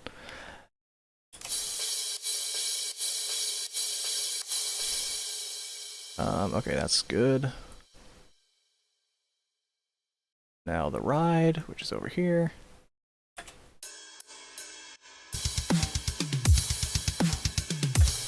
Okay, the ride is an easy one.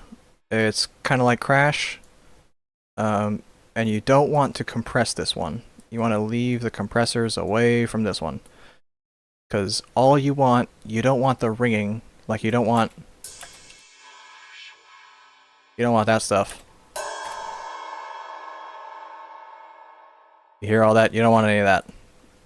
You just want the little that's all you want out of the ride. Nothing else.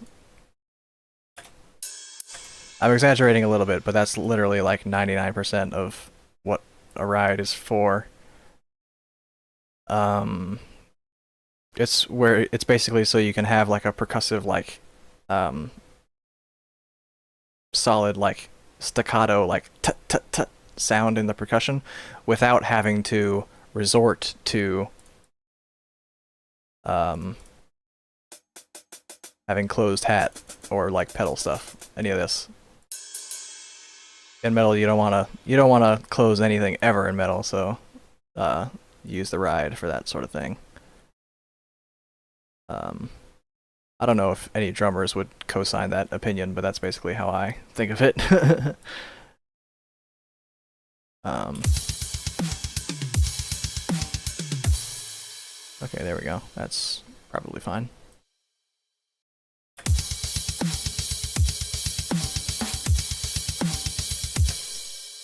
I mean, even that's kind of high for the crash, I think. I think I'm gonna turn down the decay time on this. Maybe get rid of this.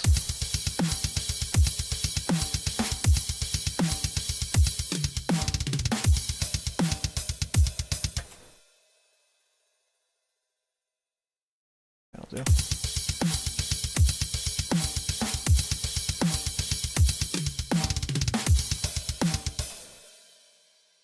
I really have just been obsessing over drums the last few days. Sooner or later, I'm gonna have to actually write some notes. But for now, onto the hat, which is over here.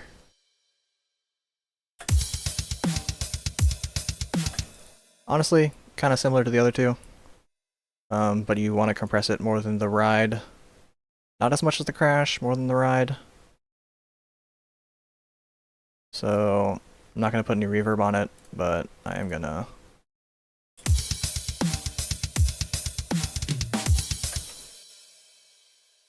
I'm gonna leave it where it is, actually, but I'm going to leave it down at -6.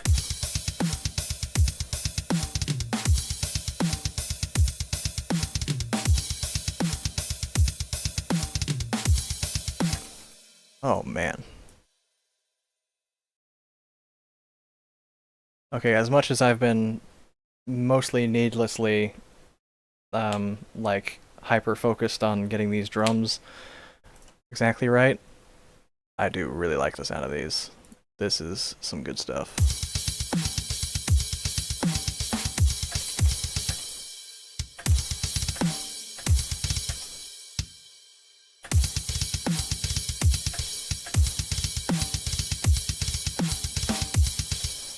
Yeah, because having the kicks, the acoustic kicks alongside the synth kicks is super nice, because you can do like machine gunny stuff like that.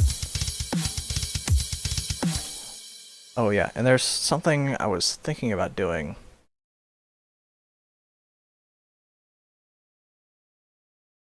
No, this is probably stupid, actually. But I might as well give it a try. Something I use a lot to get an 8-bit feel is this lo-fi effect over here, because it bit crushes stuff for a pretty, you know, vintage sound, where it's like, it makes the sound compressed, but like old school kind of compressed before like compression algorithms were really a thing, so the sound just had like a lower resolution. Which, it sounds weird for like sound to have a resolution, but it does. So you can see up in here, it's kind of far away. It's really kind of small, but like up in here, if you squint your eyes, you can see how when I have the bit crushing really high, the volume jumps from one volume position to the next. That's like your resolution of sound. You have a fixed temporal resolution, time, which is the sound equivalent of like your frame rate. It's your sample rate for sound.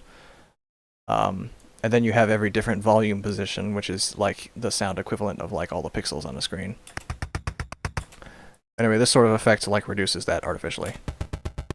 It also does some other stuff so it doesn't sound like complete garbage, but it mostly just does that. Anyway, I'm kind of curious.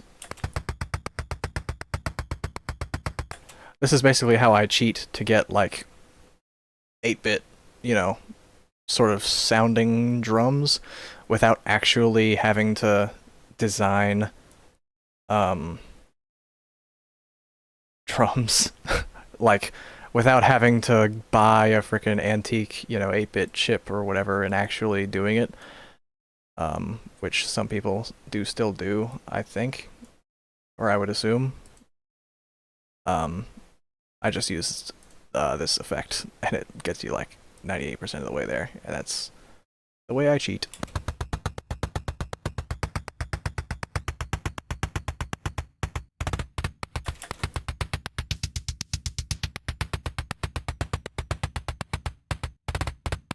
Anyway, I'm kind of curious if I make the layered drums bit crushed, will it be cool? Will it be interesting? It might be terrible. Who knows?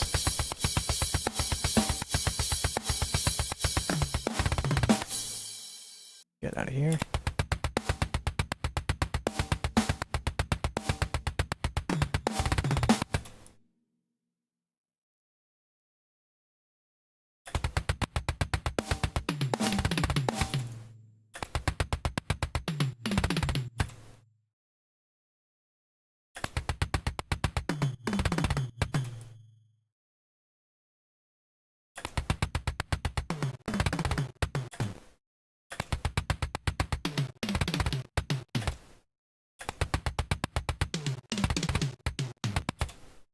What if I have this after or before the EQ? Actually, that's...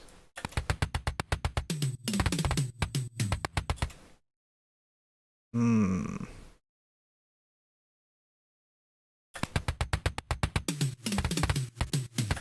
think I prefer that way.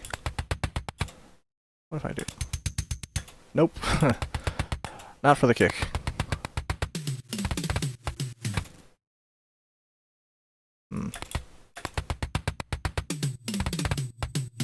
Actually, I'm gonna do it like that. I changed my mind. Now the snare. This one I'm not holding my breath for.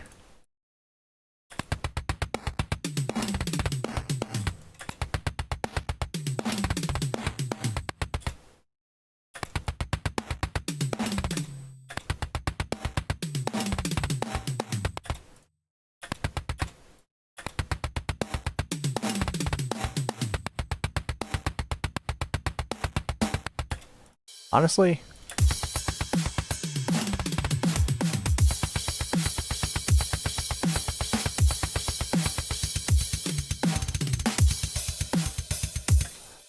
wait a minute.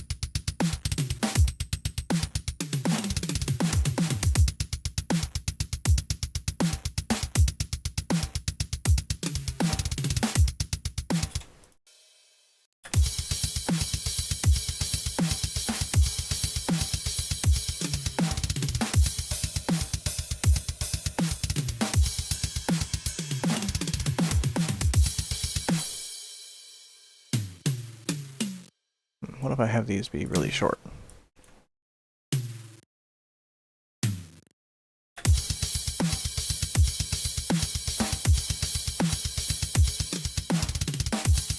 Huh.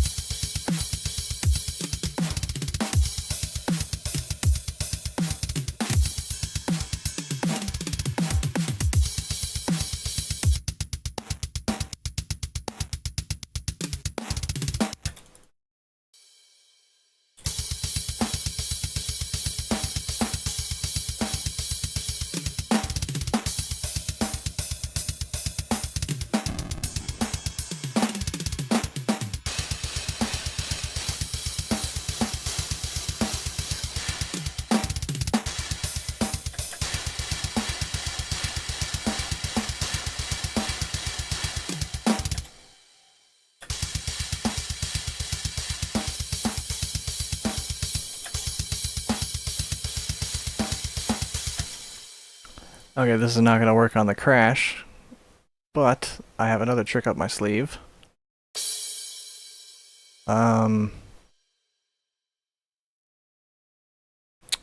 Actually, with FPC, this might be a pain in the ass to pull off, but... Oh yeah, because I gotta do it in here.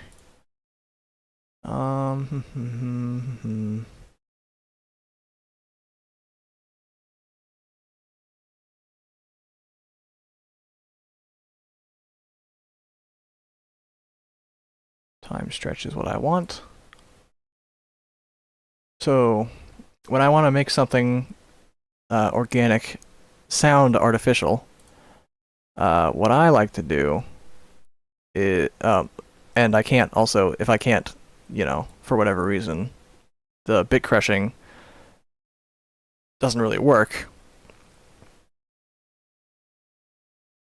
What I like to do is stretch it out, make it long, and the artifacting that stretching algorithms give things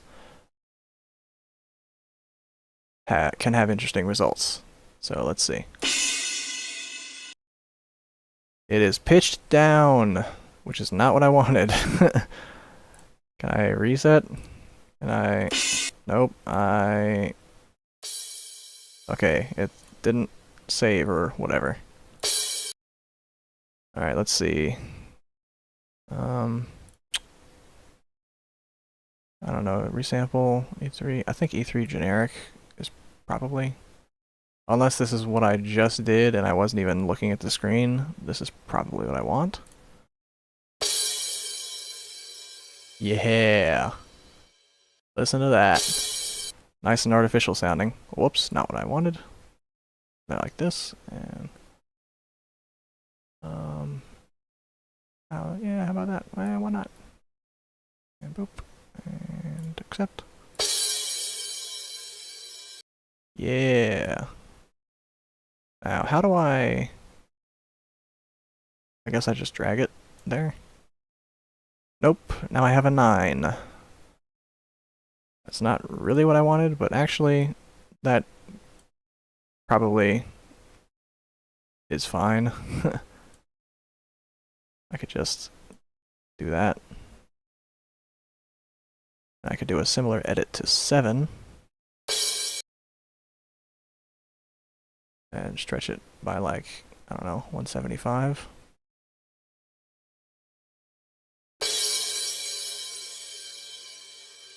Yeah. Now let's see if this doesn't sound like complete trash. Zoop.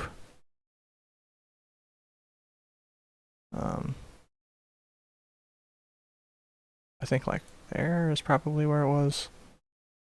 Yeah, that's where it is. And get rid of that, and okay.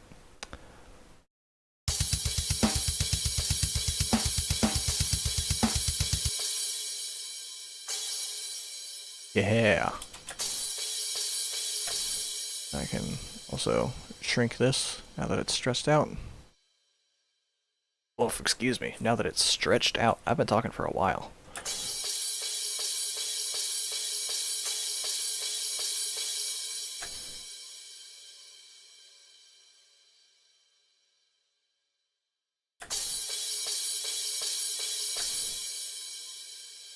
Okay.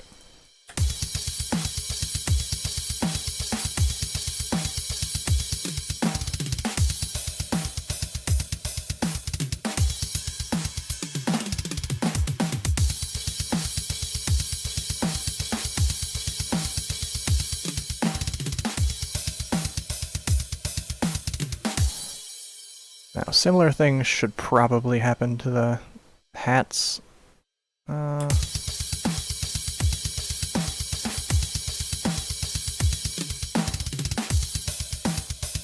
Actually, what if I just put like a flanger on the hat? That'd be kind of funny. Huh. Honestly, that's not even bad.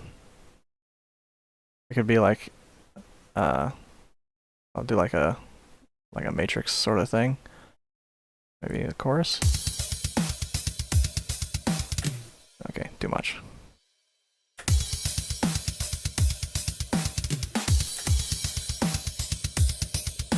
Too much stereo. Too fast sweep.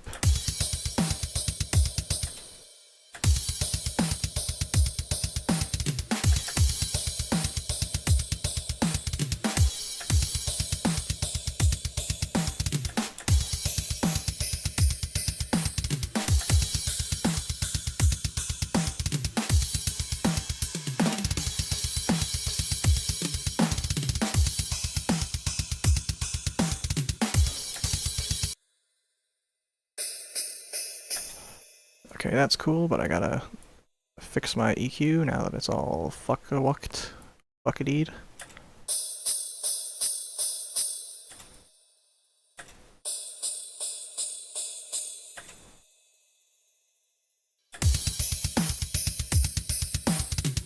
It sounds kind of like Jingle Bells, to be honest.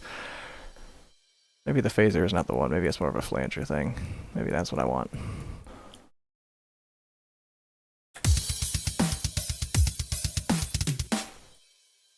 Turn the rate down.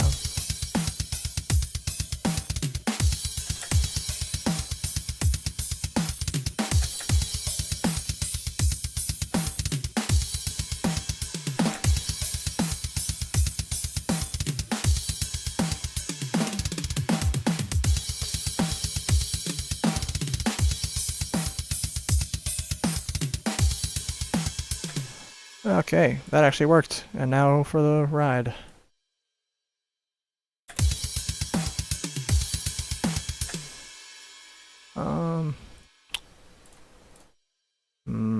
What should I do for this one?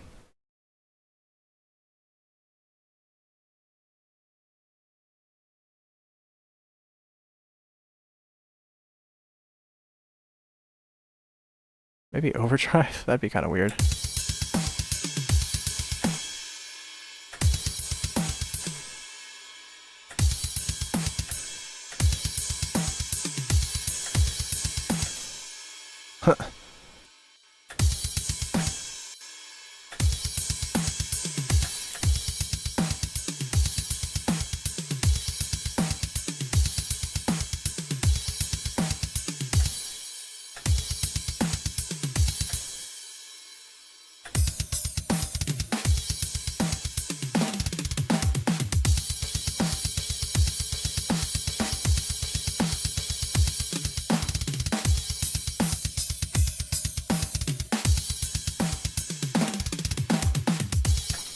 Okay, I actually really like that a lot.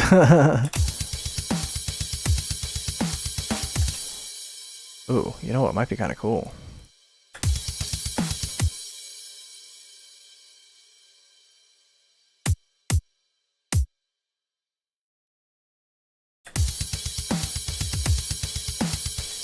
Maybe something like that. Maybe leading into the kicks. Well, now now I'm doing BFG division even more than I already was. That's just a BFG division thing. I gotta come up with my own thing. But the tempo is not really helping me here.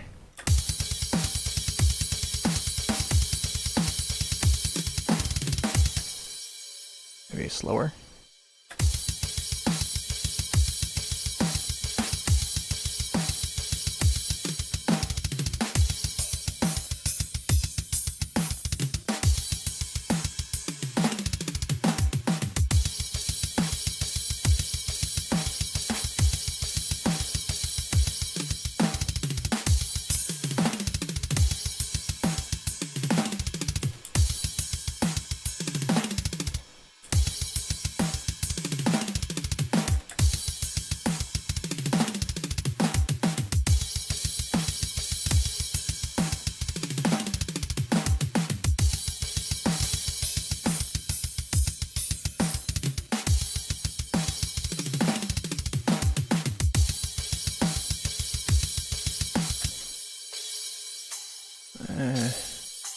Who cares about three-armed drumming?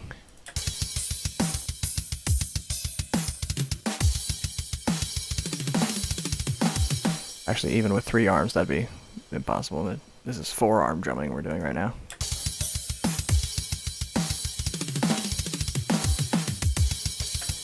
Oh well, it's fine.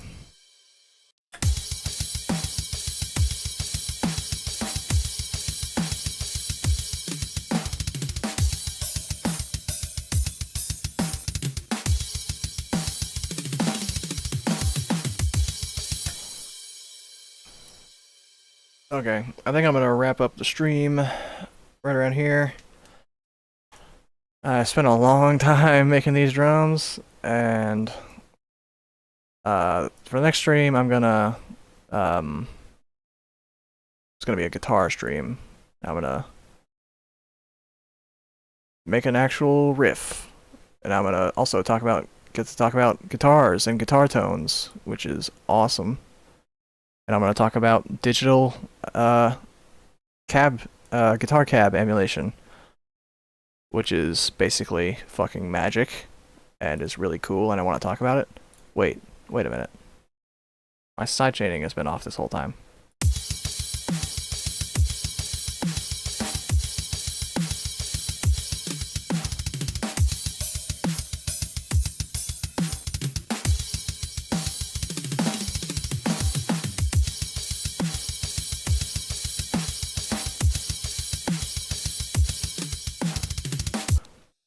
I guess it is pretty minimal sidechaining. What if I do something like this?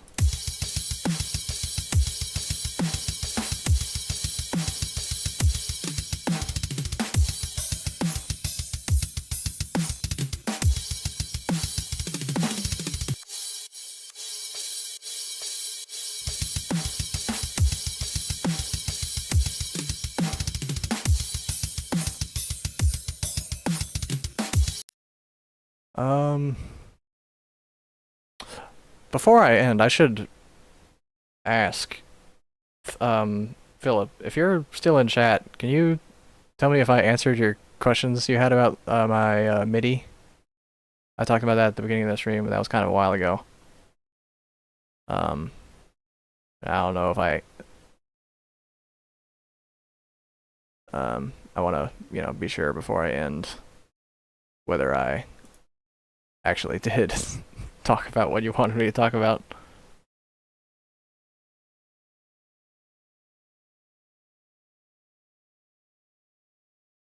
Oh. Now people are coming home. I'm pretty sure I did talk about it, so it's alright. Peace out, YouTube. I'm gonna click save, and then I'm gonna click stop streaming.